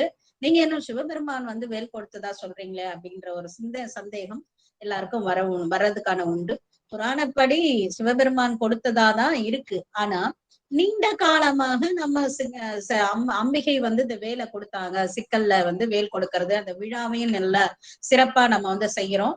அப்ப அங்க வாங்கி இது பண்றாங்கன்றோம். இதுல ஒரு சித்தாந்த அடிப்படையில பார்த்தா அதுல பெரிய தவறு ஒண்ணும் இருக்கிறதா எனக்கு தோணல. ஏன்னா சிவம்ன்றது இயங்கு சக்தியே கிடையாது. சிவம்ன்றது சிவனேன்னு இருக்கும். இயங்கு சக்திகள் அத்தனையும் நம்ம சக்தியாதான் சொல்றோம், அம்பாலாதான் சொல்றோம். அப்ப கொடுத்தாருன்ற ஒரு வார்த்தை வந்தாலும் அது சக்தியாதான் இருக்க முடியுமில்ல. அதனால பெரிய மாறுபட்ட கருத்து இருக்கிறதா எனக்கு தோணல. சிவபெருமான் கொடுத்தாலும் சக்தி கொடுத்தாலும் ஒண்ணுதான், அது வேற விஷயம். ஆனாலும் சிவனின் இயங்கு சக்தி எல்லாமே சக்தி தான். அம்பாள்னு தனியா ஒரு சக்தி கிடையாது நம்ம சித்தாந்தம் பொறுத்த வரைக்கும். சிவனின் இயங்கு சக்தி எல்லாமே அம்பாள்ன்றதால அம்பாள் கொடுத்ததாகவே கொண்டுக்கிறதுல பெரிய ஒரு தவறு இருக்கிறதா எனக்கு தெரியல. அப்படி வந்து பெருமான் வந்து வேலையும் வாங்கிட்டு அவங்க வந்து புறப்படுறாங்க. அந்த நேரத்துல நம்மளோட எவர் என்ன பண்றாருனாக்கா, இந்த வேல் பத்தி சொல்லும் போது நிறைய, அதனாலதான் இந்த வேலோட பெருமைகளை சொல்லும் போதுதான் எல்லாமே நாமே வந்து வேலுண்டு வினை இல்லை, நம்ம குடும்பமே வந்து வேலுண்டு வினை இல்லை, வேல் இருக்க பயமேன், அப்புறம் வேலும் மயிலும் துணை. அப்ப நம்ம எல்லாருக்குமே வேலோட சக்திகள் தெரிஞ்சிருக்கு. வேலையே முருகனா நம்ம வந்து வழிபாடு செய்யறோம். ஏன்னா பெருமான் வந்து கொடுத்ததாலதான், பெருமானும் பெருமாட்டையும் இணைந்து கொடுத்ததாலதான் அது முருகப்பெருமானாரே நம்ம வழிபாடு செய்யறோம். இன்னும் கேட்க போனீங்கன்னா அருணகிரிநாதர் வந்து ஒரு 16 வரியில வேல் வகுப்புன்னு ஒண்ணு பாடியிருக்காரு. பருத்த முளை சிறுத்த இடை வெளுத்த நகை கருத்த குழல் சிவந்த இதழ் மலைச்சிறுமி விழுக்கி நிகராகும்னு எடுத்த உடனே வள்ளியம்மையோட விழுக்கி நிகரா சொல்லி 16 வரிகள்ல வேல் வகுப்புன்னு ஒண்ணு பாடியிருக்காரு. அதுக்கப்புறம் சச்சிதானந்த சுவாமிகள் என்ன பண்றாங்க, இந்த 16 வரிகளை கொண்டு கூட்டி கொடுத்து அப்படியே வேல் மாறல்னு பாடியிருக்காங்க. வேல் விருத்தம் இருக்குது. சொல்லும் பொழுதே வந்து வேலை வந்து அக்னிக்கும் சூரியனுக்கும் சந்திரனுக்கும் சொல்றாங்க. ஏன்னா அக்னின்னு சொன்னவனே ஒரு சுடுமோன்னா அப்படி கிடையாது, அது சந்திரன் மாதிரி குளிர்ச்சி பொருந்தியது, சூரியன் மாதிரி ஒளி பொருந்தியது, அக்னி மாதிரி ஆனது அப்படின்னு சொல்லிட்டு சொல்லக்கூடியது. இன்னும் பாத்தீங்கன்னாக்கா நம்மளோட அருணகிரிநாதர் சொல்லுவார், துதிக்கும் ஒரு அடியவர்க்கு ஒருவர் கெடுக்க இடர் நினைக்கின் முருகா முருகா சண்முகா சண்முகா சரவணா சரவணா முத்துக்குமார பெருமானாரே அப்படின்னு எல்லாம் நம்ம வந்து முருகனை வணங்கிக்கிட்டே இருந்தா அவருக்கு அந்த நாம வணங்கிட்டு இருந்தோம்னா நமக்கு யாராவது கெடுதல் பண்ண வேண்டாம், நினைச்சாங்கன்னா போதுமாமா. ஒருவர் கெடுக்க இடர் நினைக்கின், அவங்க இடையரோ இல்ல தவறோ நினைச்சாக்கா அவர் குலத்தை முதலற களையும். அப்படி இருந்தாக்கா அவங்க குலத்தையே களையுமா அந்த வேல். நமக்கு எதிரிய நம்ம போய் சண்டை எல்லாம் போட வேண்டாம், நம்ம பாட்டுக்கு சிவனேன்னு இருக்க மாதிரி முருகா முருகா முருகான்னு இருந்துட்டே இருந்தா அந்த வேல் என்ன பண்ணுமா, நம்மளோட யாராவது தீயது நினைத்தாங்கனாக்கா அவங்களோட குலத்தை முதலறை கலைக்கும், எனக்கு ஒரு துணையாகும்னு அருணகிரிநாதர் பாடுறாரு. அதனாலதான் நம்ம எப்பயுமே வேலுண்டு வினை இல்லை அப்படின்னு சொல்லிட்டு அந்த வேலை வந்து முருகப்பெருமானுக்கு என்னெல்லாம் வழிபாடு செய்யறோமோ அது அத்தனையும் வேலுக்கே வந்து செய்து கொண்டிருக்கும். இந்த வேல் மாறல் வேல் வகுப்பெல்லாம் இன்னுமே பாராயணம் பண்ணி நல்ல வேண்டுதல் செய்யறது நம்மள வழக்கமா இருக்கு. நம்ம தமிழ்நாட்டை காட்டிலும் மற்ற நாடுகள்ல, மலேசியா அந்த மாதிரி நாடுகள்லயும் இலங்கை போன்ற நாடுகள்லயும் வேல் வழிபாடு மிக மிக மிக சிறப்பாக வேலு முருகனா வழிபாடு செய்யக்கூடிய அந்த சிறப்பு வந்து வேலுக்கு உண்டு. அப்ப இது அந்த அந்த படையதான் நம்மளோட பெருமானார் நம்ம முருகப்பெருமானாருக்கு கொடுக்கிறாரு. அந்த வேலோட பெருமையா நம்ம இருக்குது. இப்போ இந்த வேலை எடுத்துட்டு நீ படை புறப்பட வேணும். அப்போ வந்து நாரதர் வந்து சொல்றாரு முருகப்பெருமானார்ட்ட, முருகப்பெருமானாரு நீங்க வந்து இதுக்கு போறீங்க, அங்க வந்து இந்த தாரகாசுரன் கவுஞ்சாரகன் அப்புறம் தாரகாசுரன் 2 பேர் இருக்கிறாங்க. அவங்க 2 பேரையும் நீங்க பொருதுனாதான் வந்து நீங்க வந்து சூரன் கிட்டே நெருங்கவே முடியும். அவன் வந்து தாரகாசுரன் சாதாரணமா கிடையாது. திருமால் வந்து கையில இருக்க சக்கரத்தை போட்டப்பயே அந்த சக்கரன் வந்து தாரகாசுரத்தோட கழுத்துல போய் மாட்டிக்கிச்சு. அந்த அளவுக்கு பலம் பொருந்தியவன் அவன். அவனை சங்காரம் செய்தாதான் சூரனை சங்காரம் செய்வது எளிது அப்படின்றத நாரதர் வந்து சொல்றார். நம்ம முருகப்பெருமானார்ட்ட சொன்ன உடனே முருகப்பெருமானார் என்ன பண்றாரு, நம்மளோட வீரபாகத்தேவரை நோக்கி நீ வந்து நவ வீரர்களோட சென்று முதல்ல செய்ய வேண்டியதெல்லாம் செய்து வை அப்படின்னு சொல்லிட்டு செய்து வை, நான் வந்து பின்னாடி வந்து இது எல்லாத்தையும் முடிக்கிறேன் முடித்து வைக்கிறேன் அப்படின்னு சொல்லிட்டு வீரபாக தேவர்கிட்ட நம்மளோட முருகப்பெருமானார் சொல்றார். உடனே நவ வீரர்களும் லட்ச வீரர்களும் உடன் வர மாயாம்புரி பட்டணம் ஆகிய இந்த பட்டணத்துக்கு நம்மளோட பெருமானார் வீரபாக பெருமானார் போறாரு. போன உடனே அங்க போயிட்டு போறாங்க. முதல்ல போன உடனே எப்படி இருக்குன்னா அவ்வளவு அழகா இருக்கு அந்த ஒரு அந்த பட்டணம் அவ்வளவு அழகா இருக்குது. அங்க போயிட்டு இத்தனை அழகான பட்டணமா இருக்கே இது அப்படின்னு சொல்லிட்டு அவரே பாக்குறாரு. எங்க பார்த்தாலும் இருளா இருக்கு. அங்க ஒரு குகை இருக்கு. அந்த குகைக்குள்ள வீரபாகு தேவரும் போறாரு. அப்போ முதல்ல தாருகனை பாக்குறாரு. தாருகன் அந்த நேரத்துல என்ன பண்றான்னாக்கா சூரபத்மனை பாக்கிறதுக்கு போறான். அப்ப பார்த்ததால அந்த பக்கத்துல கிரௌஞ்சன் இருக்கா. கிரௌஞ்சன் இருந்த உடனே அவரோட சண்டை வருது. சண்டை கிரௌஞ்சன் என்ன பண்ணுவான்னா, நம்ம அகத்தியர் புராணத்துல கூட படிச்சிருக்கோம். அவன் மலையா யாரெல்லாம் அங்க போறாங்களோ அவங்கள புடிச்சு வச்சுப்பான், புடிச்சு மறைச்சு வச்சிருவான். இந்த மாதிரி இருப்பான். அப்ப அந்த குகைய அப்போ வீரபாகு தேவர் போன உடனே மலையா இருக்க போய் அந்த குகையில மெதுவா போயிட்டே இருக்கும்போது வழியே பார்க்காம இந்த கரோஞ்ச மலையா அவன் புடிச்சுக்கிறான். நம்மளோட வீரபாக தேவரை புடிச்சுக்கிட்ட உடனே அங்கே மயங்கிடுறாரு. அப்போ உடனே என்ன சொல்றாங்க, சிவன் மகன் இப்ப தனியா இருக்கா, நீ புறப்படு அப்படின்னு சொன்ன உடனே போருக்கு வரா. இப்ப முருகப்பெருமானாருக்கும் இது தெரிஞ்சு அவரும் வர்றாரு. அப்ப தாரகாசுரன் கண் முன்னாலே முருகப்பெருமானார் என்ன பண்றார், நம்ம பெருமானார் அந்த வேலை அனுப்புற உடனே அந்த வேல் போய் என்ன பண்ணுது, அந்த கிரௌஞ்ச மலைய பொடி பொடியா தூளாக்கிட்டு தாருகனை வென்றுட்டு அந்த தாருகனை குத்தி அந்த வேல் ஃபுல்லா ரத்தமும் அந்த கிரௌஞ்ச மலையை வெடிச்சதால முழுக்க முழுக்க தூளாகி அந்த வேல் வந்துடுது. அங்க இருக்கக்கூடிய நம்மளோட வீரபாக தேவரையும் நவ வீரர்களையும் நவ லட்சம் வீரர்களையும் காப்பாத்தி வெளியில கொண்டு வர்றது அந்த வேற்படை இங்க கிரௌஞ்சத்தெல்லாம் அழிச்சிட்டு அங்க எல்லாத்தையும் கொண்டு வந்த உடனே அந்த கங்கையில போய் தன்னைத்தானே பெருமான் சிவபெருமான் கொடுக்கும் போதே சொன்னார்ல, எல்லா அழிவையும் உண்டாக்கி முருகப்பெருமான் கைக்கு வந்துடும். அப்புறம் கங்கையில போய் தன்னை சுத்தம் பண்ணிக்கிட்டு பெருமானாரோட பரிசுத்தம் அடைந்து மீண்டும் நம்மளோட முருகப்பெருமானோட திருக்கரத்துல இந்த வேல் வந்துடுது. அதான் அந்த வேலைன்றது என்னன்னாக்கா மயக்கத்தை நீக்கிறது. அதாவது அவித்தைன்னு சொல்லுவோம் நம்ம இல்லைங்களா, அந்த அவித்தையாக இருட்ட நீக்கி ஞானமாகிய ஒளியை கொடுப்பது. அதனாலதான் அந்த அவித்தைன்னு சொல்லக்கூடிய இந்த தாருகனையும் கிரௌஞ்சமலையும் அழித்து ஞான ஒளிய அஞ்ஞானத்தை நீக்கி ஞானத்தை கொடுக்கிறது. அதனால அஞ்ஞானத்தை அழித்து ஞானப்படையை எழுப்புகின்ற ஆற்றல் நம்ம ஞான சக்தியாக வேலுக்கு இருந்தது. அதனாலதான் என்ன பண்ணது, கிரௌஞ்சத்தையும் தாருகனையும் அழித்து அந்த அஞ்ஞானத்தை அழித்து ஞானப்படையாகிய நம்மளோட வீரபாக தேவரையும் அவர் சார்ந்த நவ வீரர்களையும் அந்த நவலட்சம் வீரர்களையும் எல்லாத்தையும் எழுப்பி கொண்டு வருது நம்மளோட பெருமான் கையில இருக்கக்கூடிய முருகன் கைப்பல் படையாகிய வேல். அப்போ அந்த வேல் தான் இது அத்தனையும் செய்யுது அப்படிங்கிறத நாம பாக்குறோம். பார்த்ததுக்கு அப்புறம் இப்போ இந்த ஒரு பக்கம் தாருகனையும் கிரௌஞ்சனையும் வதம் பண்ணியாச்சு. இப்போ நம்மளோட முருகப்பெருமானாரோட படை வருது. எங்க இருந்து வருதுனாக்க கைலாயத்துல இருந்து வரும்பொழுது காசிக்கு வராங்க. காசியில அப்ப இந்த தலங்கள்லாம் புராண காலத்திலே இருந்திருக்குதுன்றது நம்மளுக்கு தெரியுது. காசிக்கு வராங்க, திருக்காலத்தி வராங்க. காலத்தில அதான் கைலை பாதி காலத்தி பாதின்னு சொல்றோம் இல்லைங்களா, நக்கீரத விநாயனார் பாடி. அப்போ அந்த காலத்துல இருந்து இருந்த தலமா இருக்குது அது கைலை பாதி காலத்தி பாதி. அப்ப காலத்திக்கு வராங்க. அதுக்கப்புறம் திருவிழிமேளை வழிபாடு செய்யறாங்க. இந்த மாதிரி தலங்கள்லாம் வழிபாடு செய்துட்டு நம்மளோட சண்டேச பிள்ளையார், நம்மளோட பிள்ளையார், நம்ம தலைவர் ஆகிய சண்டேச பிள்ளையார் இருக்கக்கூடிய திருவாவதானம் செய்து செங்கலூருக்கு வராங்க. செய்னாலே மகன் அர்த்தம். அப்ப சிவபெருமானின் மகனாகிய முருகப்பெருமானார் அங்க தங்கினதாலதான் அதுக்கு சேங்கலூர்னு பேரு. அந்த சேங்கலூருக்கு வராங்க. அங்க வந்த உடனே முருகப்பெருமானாருக்கு சிவபெருமானாரை வழிபடணும்ன்ற ஆசை வருது. அதுக்கப்புறம் அங்க வழிபாடெல்லாம் செய்யறாங்க. வழிபாடு செய்து அங்கிருந்து திரும்பவும் செந்தூருக்கு வராங்க. திருச்செந்தூர்னு சொல்லக்கூடிய அந்த திருச்செந்தூருக்கு வராங்க. வந்துட்டு இந்த போருக்கு உண்டான எல்லாமே இருக்குது. இது நடுவுலதான் பெரிய ஏன் அசுரர்களுக்கும் தேவர்களுக்கும் இவ்வளவு சண்டை, இந்த கதையெல்லாம் அந்த நடுவுலதான் வரும். இப்ப நம்மளோட பெருமானம் அதை விட்டுட்டு அடுத்து நம்ம வீரபாகு தேவரோட செயலுக்கு போறோம். வீரபாகு தேவரோட செயலுக்கு போறதால அந்த பகுதியை அப்படியே விட்டுட்டு நம்ம அடுத்தது வரும். இப்படி இருக்கும்போது முதல்ல பெருமானார் வராங்க. வந்த உடனே போருக்கு புறப்படலாம்னு சொல்லி எல்லாரும் சொல்லும் பொழுது முருகப்பெருமான் சொல்றாங்க, இந்த உலகத்துல இருக்க அனைத்து உயிர்களும் சிவபெருமானார்ல படைக்கப்பட்டது. அதனால எல்லா உயிரும் ஒன்றுதான். யாரும் பாராபட்சம் இல்லை, இவங்க உயர்ந்தவங்க அவங்க உயர்ந்தவங்கன்ற எந்த இதுவும் கிடையவே கிடையாது. அதனால ஒரு உயிரையும் கொல்ல வேண்டாம்.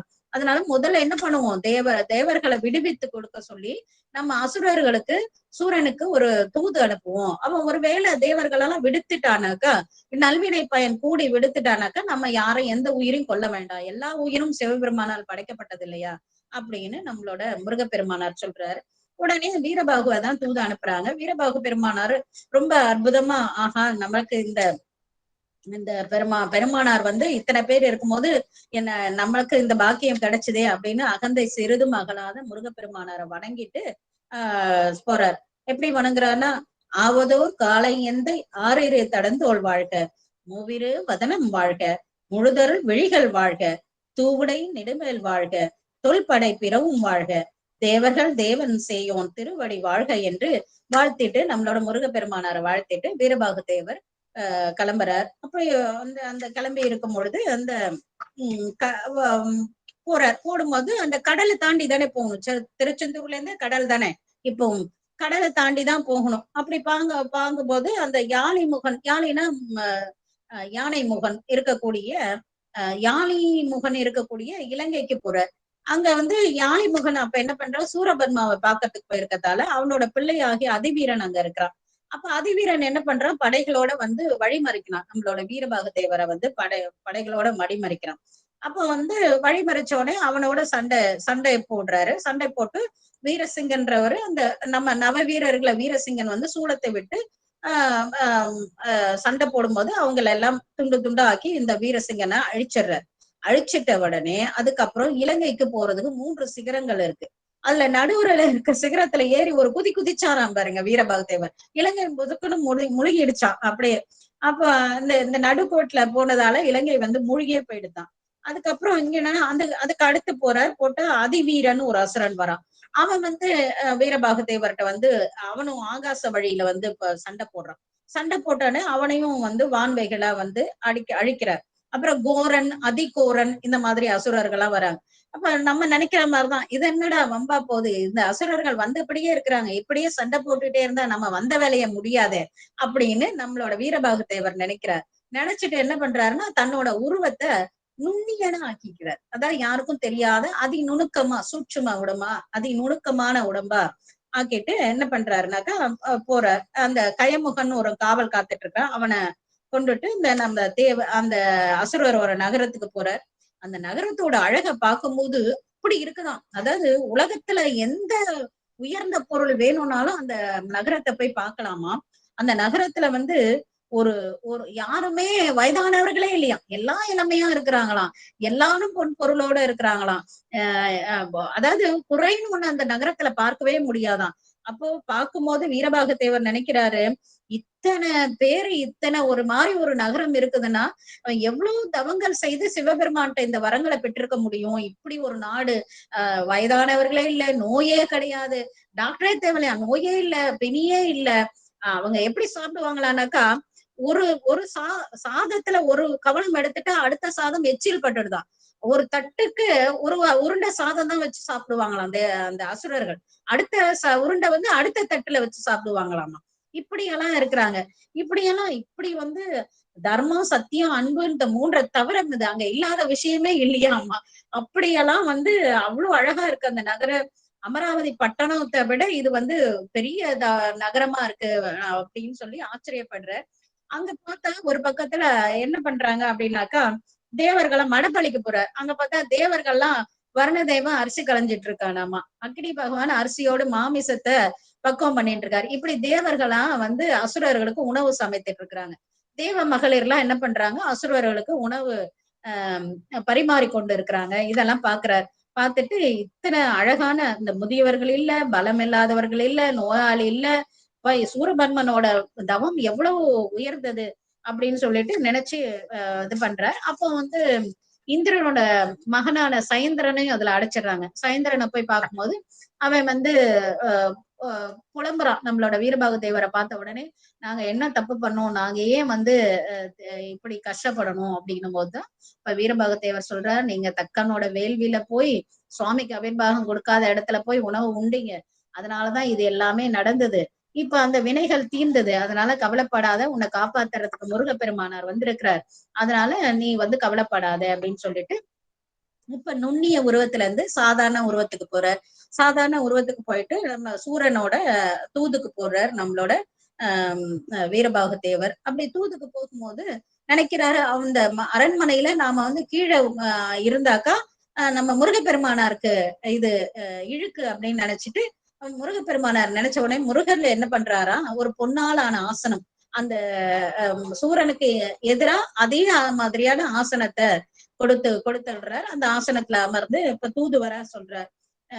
சொன்ன உடனே இப்போ சூரன் சொல்றான், நீங்களும் நாங்களும் சிவபெருமானோரோட அருள் பெற்றவன் நான், சிவபெருமானோட மகன் முருகன் சொல்ற, அப்ப அவருக்கும் எனக்கும் எந்த சண்டையும் இல்லையே, எந்த கோபமும் இல்லையே, எங்களை அழிக்கிறதுக்கு எதுக்கு முருகப்பெருமானார் வரணும் அப்படின்னு கேட்கும் போது அப்ப சொல்ற, நீங்கெல்லாம் காசிபரோட பிள்ளைங்க, தேவர்களும் காசிபரோட பிள்ளைகள், தாய் வேறு வேறா இருந்தாலும் தந்தை ஒன்றுதான், அப்படி பார்த்தா உங்களுக்கு சகோதரர் தானே, சொந்த சகோதரர்களை நீங்க இப்படி எல்லாம் பண்ணலாமா அப்படின்னும் போது, இல்ல இல்ல அப்படியெல்லாம் இல்ல, அவங்க வந்து எங்க அசுரர் குலத்தை அழிக்கிறதுக்கு தேவர்கள் வந்து துன்பம் பட்டாங்க, அவங்க எங்களை அழித்தாங்க, நாங்க அவங்களை அழிக்கிறோம், இதுல வந்து அதனால அவங்களை ஏவலால சிறையில வைத்திருக்கிறோம், இதுல வந்து நீங்க தலையிடாதீங்க, நீங்க போகணும், முருகப்பெருமான் வந்து இதுல இதை பண்ணக்கூடாது அப்படின்ற உடனே இவர் சொல்றாரு, இல்ல இல்ல அப்படியெல்லாம் இல்ல, உனக்கு உய்து அடையறதுக்கு ஒரு வழிய சொன்னேன், இப்பேற்பட்ட நகரத்தை அழிக்க என் முருகன் விரும்பல, உனக்கு உய்தி அடையறதுக்கு ஒரு வழிய சொன்னேன், ஆனா நீ இப்படி பிடிவாதம் இருக்காத அப்படின்னும் போது, நீங்க வந்து நீர் கூட அப்படி போரிட வந்தா நீர் கூட புகாத இடத்துல தேவர்களை வைத்து கொடுமைப்படுத்தினாலும் படுத்துவேனே ஒழிய நான் அவர்களை விட மாட்டேன் அப்படின்னு சூரன் வந்து சொல்லிடுறான். சொன்னதுக்கு அப்புறமா இதுக்கு மேல என்ன பண்றது அப்படின்ட்டு அப்புறம் நம்மளோட சூரனை பிடிக்கிறதுக்கு நிறைய சதமுகன் இந்த மாதிரியான அரக்கர்கள் எல்லாம் அனுப்புறான். அப்ப சிங்காதனம் மறைஞ்சு அவங்க சதமுகன் அவர் லட்சம் வீரர்களோட வரான் நம்மளோட வீரபாகு தேவரை பிடிக்கிறதுக்கு. அவரை பிடிக்க முடியுமா, அவன் சதமுகனும் அழிக்கிறாரு. அழிச்சு அதை அழகா சொல்லுவார், விதித்தனன் குதித்தனன் விழித்திலன் படுத்தனன் சதைத்தனன் புதைத்தனன் தகத்தனன் துவகித்தனன் புதைத்தனன் குதித்தனன் உருட்டினன் புரட்டினன் சிதைத்தனன் செருத்தனன் செருக்கினன் தருக்கினன் அப்படின்னு சொல்லிட்டு சொல்றாங்க. அந்த அந்த அந்த செய்தி அழகா சொல்றாரு, எப்படியெல்லாம் நம்மளோட வீரபாகு தேவர் வந்து போரிட்டாருன்றத அந்த சின்ன சின்ன வினைமுற்றுகளால கொடுத்து அழகாக பாடல்ல வந்து சொல்றாங்க. இப்படி செய்து கிட்டத்தட்ட ஒரு 50 வெள்ளம் சேனையை வந்து அழிக்கிறார். அதுக்கப்புறம் அந்த நகரத்தையே அழிக்கிறார்.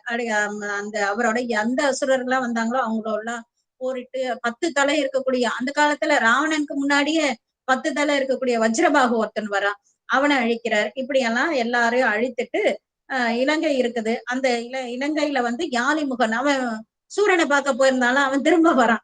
திரும்ப வந்து இவர்கிட்ட சண்டைக்கு வரும்பொழுது அவனையும் அழிக்கிற வாளால வெட்டி விட்டுறார் வீரபாகத்தேவர். இப்படி எல்லாரையும் அழித்து அப்புறம் திரும்பவும் திருச்செந்தூருக்கு வர வந்துட்டு, இந்த மாதிரி நான் எவ்வளவோ சொன்னேன் சுவாமி, இந்த மாதிரி சூரனை வந்து விடுக்க மாட்டேன்னு, அந்த சூரன் வந்து தேவர்களை யாரையும் விடுக்க மாட்டேன்னு சொல்லிட்டான், அதனால அந்த இடத்தை விட்டு நான் வந்துட்டேன் அப்படின்னு சொல்லிட்டு அவங்க பண்ண அந்த அட்டூழியங்கள்லாம் சொல்லல. ஆனா சொன்னலாம் நம்ம முருகப்பெருமானாருக்கு தெரியாது யாருக்கும், அவருக்கு எல்லாமே தெரியும் இல்லையா, அதனால ஒன்னும் நீ ஒன்னும் கவலை அடையாதே அப்படின்னு சொல்லிட்டு அந்த சொல்றாரு. சொல்லிட்டு சூரபன்மன் அழிவது அவனோட தலைவிதி, அதனாலதான் அவன் தேவர்களை சிறைவிட மாட்டேன்னு சொல்றான், அதனால நாளைக்கே புறப்படலாம் நம்ம அப்படின்னு சொல்லிட்டு அதுக்கப்புறம் இந்திரன்ட்ட போய் சைந்தனை பார்த்ததெல்லாம் சொல்றாரு. இந்த மாதிரியாக நம்ம வந்து போர் வந்து நிறைவுபடுது. இந்த போருக்கு அதுக்கப்புறம் சயந்திரனை பார்க்கறது, அதுக்கப்புறம் நம்மளோட முருகப்பெருமானார் போயிட்டு அந்த தெய்வர்களுக்கும் அசுரர்களுக்கும் பெரிய போர் நடக்குது. அந்த போர்ல வந்து பெருமானார் சூரபன்மனை கொன்று மயிலாகவும் வேலாகவும் சேவல் கொடியாகவும் தனக்கு வச்சுக்கிறார். அப்புறம் தேவேந்திரனை, சுவாமியோட ஆணை என்னது, அவங்களோட இந்திரலோகத்தை மீட்டு இந்திரனுக்கு கொடுக்கணும்ன்றது தானே சுவாமியோட ஆணை. அதனால இந்திரலோகத்தை மீட்டு இந்திரனுக்கு நம்மளோட முருகப்பெருமானார் கொடுக்கிறார். அதுக்கப்புறம் என்னதுனாக்கா இந்திரன் வந்து இந்திராணியை வந்து திருமணம் செய்வித்து கொடுக்கிறான்.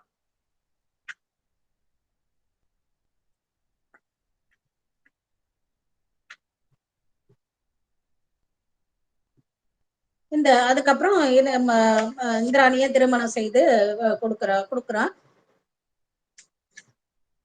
தெய்வ யானை திருமணம் நடக்குது. அதுக்கப்புறம் திருப்பி தக்கையாகத்துல யார் யாரெல்லாம் தான் அவங்க சங்காரம். அதுக்கப்புறம் வள்ளியம்மையோட திருமணம் நடக்குது.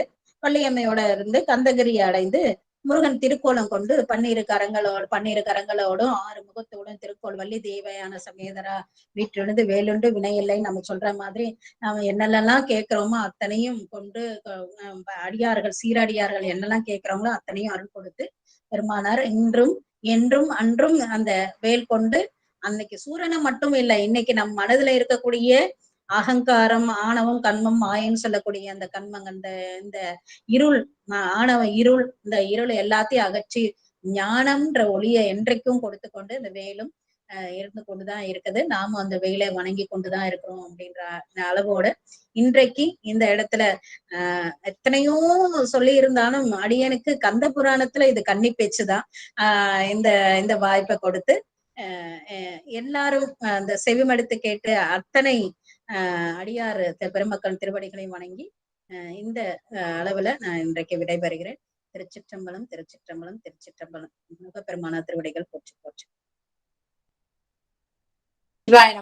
திருவடி வணக்கம்.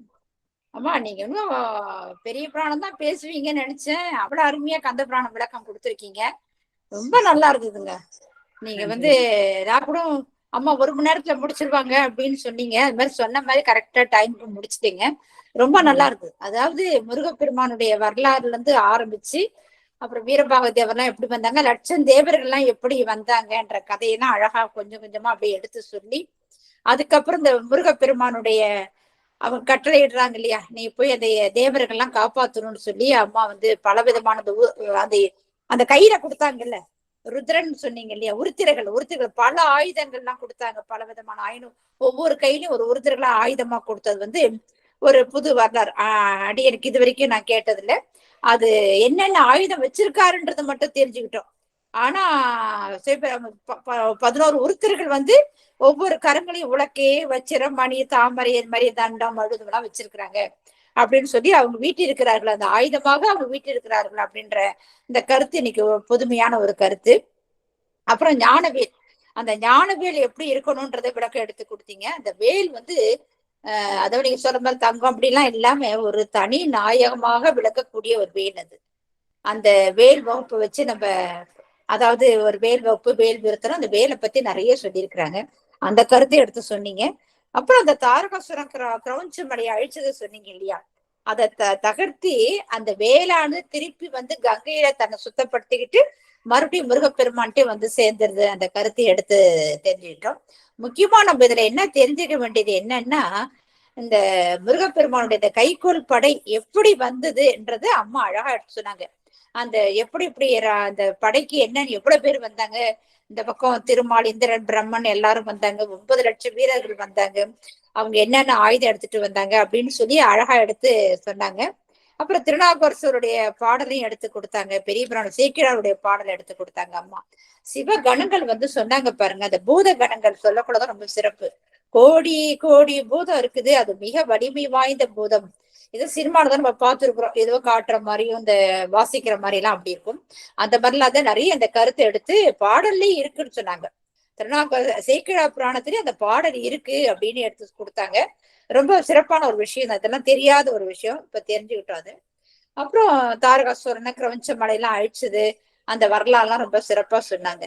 முக்கியமா நம்ம தெரிஞ்சுக்கிட்டதுன்னா, நம்ம அஞ்ஞானத்தை அழித்து எந்த ஒரு புராணமே நமக்கு நல்லதுதான் சொல்லக்கூடியது. அதாவது நம்ம அஞ்ஞானத்தை அழித்து நம்ம ஞான ஒளியை பெறணும். அதான் அதை நம்ம அகங்காரம், இந்த ஆணவ வீரர்கள் எல்லாம் போக்கி அந்த ஆணவ மனமெல்லாம் அழிக்கிறதுக்கு என்னென்ன வழிமுறையோ, நம்ம எப்படி இறைவனை வழிபடணும், என்னென்ன நம்ம புராணங்கள், இதிகாசம் எல்லாமே 12 திருமுறை, 14 சாத்திரமா நம்ம என்னத்த ஆணவத்தை தான் அழிக்கணும்னு சொல்ற மாதிரி ஒரு கருத்து. அந்த கருத்தை எடுத்து நீங்க அழகா கடைசி முடிவில் சொல்லிட்டீங்க. அது மட்டும் இல்லாம முருகனுடைய வரலாறு எல்லாம் சொல்லி, அந்த படையை சொல்லி, அந்த ஆணவ மலத்தை எல்லாத்தையும் அழிச்சு, அவங்க அசுரர்கள்லாம் அழிச்சு இவங்களுக்கு இந்திர லோகத்தெல்லாம் வீட்டு கொடுத்துட்டாங்க. அது மட்டும் இல்லாம அவங்க எப்படி திருமணத்தையும் முடிச்சிட்டீங்க, தெய்வானை திருமணம், வள்ளி திருமணத்தையும் அழகா எடுத்து கொடுத்து முடிச்சு, இனிமையா அந்த சொல்லி அந்த ஒரு எப்படி அந்த கொண்டு கடைசியில கல்யாணத்தை திருமணத்திலேயே முடிச்சு ரொம்ப அழகா எடுத்து கொடுத்தீங்க. ரொம்ப அருமையா இருந்ததுங்கம்மா, ரொம்ப சிறப்பா இருந்தது. இது மட்டும் இல்லாம எங்க குடும்பத்துக்குன்னு மீண்டும் மீண்டும் நீங்க வரணுமா, நிறைய கருத்தெல்லாம் நிறைய எடுத்து நீங்க முருகப்பெருமான் வரலாறுலாம் இன்னும் பலவிதமான ஆராய்ச்சி எல்லாம் செய்து இன்னும் நிறைய மீண்டும் இந்த குடும்பத்துக்கு குடும்பத்துக்கு வந்து சொல்லணும்ன்று மிக தாழ்மையுடன் கேட்டுக்கொள்கிறேன். இந்த மாதிரி இந்த மாதிரி வரலாறுலாம் நம்ம எவ்வளவு முறை கேட்டா கூட நமக்கு வந்து மனசுல பதியாது. ஒரு தரம் கேட்டா 2 தரம் கேட்டன்றதுலாம் இல்ல. பெரிய புராணமாகட்டும் மத்த இப்ப கூட திடீர்னு ஒரு நாயன்மார் வரலாறு சொல்லுங்கன்னா அந்த குறிப்பிட்ட ஒரு 7-8 நாயன்மார் மட்டும் தான் மனசுல பதியும். மத்த நாயன்மார் வரலாம் தெரியாம இருக்கும். ஆனா நீங்க இப்ப நம்ம கேட்கதான் மனசுல பதியும். எதுவுமே எல்லாமே வந்து பதியறதுக்கு ஒரு வழிமுறை தான் நமக்கு எல்லாமே. அந்த மாதிரி நம்ம ஞான நிலையில அடையணும்னு சொல்லி அழகா எடுத்து கொடுத்தீங்க. ரொம்ப நன்றிங்கம்மா. நம்ம வேலுண்டு மணியத்து குழுமத்தின் சார்பாகவும் திருவாசந்தனை குழுமத்து சார்பாகவும் அனைத்து அடியார்கள் சார்பாகவும் நன்றிகள், பல நன்றிகள், கோடான கோடி நன்றிகள் உங்களுக்கு. வாழ்த்துமா. நீ மேலும் மேலும் நீங்க வந்து நம்ம குடும்பத்துக்கு வந்து சிறப்பாக நீங்க ஆற்றணும்னு நாங்க வேண்டிக்கிறோம். அடுத்ததாக நம்ம அடியார்களுடைய அந்த கருத்தெல்லாம் நாங்க சொல்லுவோமா, ஒவ்வொரு அடியாரா வந்து பேசுவாங்க, அதே நீங்க கேட்கணுன்ற மாதிரி தாழ்வுடன் கேட்டுக்கொள்கிறேன். சிவாய நம. ஐயா முத்துக்குமர் ஐயா பேசுங்கய்யா. திருச்சிற்றாலம்மா, உங்க திருவடிகள் அனைவர் திருவடிகளையும் நான் பணிகின்றேன். எப்பவுமே நம்மளோட குரூப்ல ஐயா இதுலயும் சரி, நம்ம மதுரையிலயும் சரி, சிவனும் முருகமும் ஒன்று அப்படிங்கிறது தான் நம்மளோட ஒரு குறிக்கோள். அம்மா வந்து சித்தாந்த அடிப்படையில முருகனை எடுத்து சொன்னது சிறப்பா இருந்தது. கொஞ்சம் எங்களுக்கெல்லாம் ஒரு புதுமையா இருந்தது. அம்மா உங்களோட ஒவ்வொரு கருத்தையும் நாங்க உள்வாங்கி கொண்டு எங்களோட முருக அறிவையும் சிவனோ பெருமானுடைய உண்டான அறிவையும் கூட்டுறதுக்கு நீங்க ஒரு பெரிய முக்கிய காரணமாக இருக்கிறீங்க. உங்களோட ஒவ்வொரு கருத்தையும் நீங்க எங்க பிரேமாமா சொன்ன மாதிரி எங்களோட கூட்ட அரங்குக்கு வந்து எங்க கூட பகிர்ந்துக்கிறதுக்காக நாங்க எல்லாம் பாக்கியம் அடைஞ்சவங்களா ஆவோம். மேலும் நம்மளோட திருவகுப்பை பத்தியும் நவவீரர்களை பத்தியும் பூதகணங்களை பத்தியும் எல்லாம் இணைக்கும் போது எப்பவுமே ஐயாவும் சொல்லுவாரு, நாங்களும் எப்பவும் நம்ம குரூப்ல சொல்றது சிவமும் முருகனும் ஒன்றும் போது எனக்கு அங்க வந்து முருகரையும் சிவனையும் சேர்த்து வணங்கிய மாதிரி எனக்கு ஒரு பெரிய பாக்கியம் எனக்கு கிடைச்சதுமா. உங்களோட திருவடிகள் பணிந்து நிறைய அடியார்கள் பேச வேண்டியுள்ளதால் மிகவும் இந்த பேச்சை கேட்பதற்கு மிகவும் பாக்கியம் பெற்றுள்ளேன் என்பதை உங்கள் திருவடி பணிந்து தெரிவித்துக் கொள்கிறேன். பிரேமம்மா மற்றும் பிற முக்கியமான குழு அங்கத்தினர் அனைவருக்கும், குறிப்பாக வள்ளியம் அனைவருக்கும் எனது சிறந்தாழ்ந்த வணக்கத்தையும் திருவடி சரணங்களையும் தெரிவித்து விடைபெறுகிறேன். நன்றி, வணக்கம். திருச்சிற்றம்பலம், முருகா சரணம். ராஜேஸ்வரி அம்மா பேசுங்கம்மா. ராஜேஸ்வரி அம்மா எப்படி இருந்தது நிகழ்வு? திருமுக தரிசனத்தோட பேசுங்கம்மா. எந்த ராஜேஸ்வரியை கூப்பிடுறீங்க? நீங்களே தான் பேசுங்க. ஓகேமா.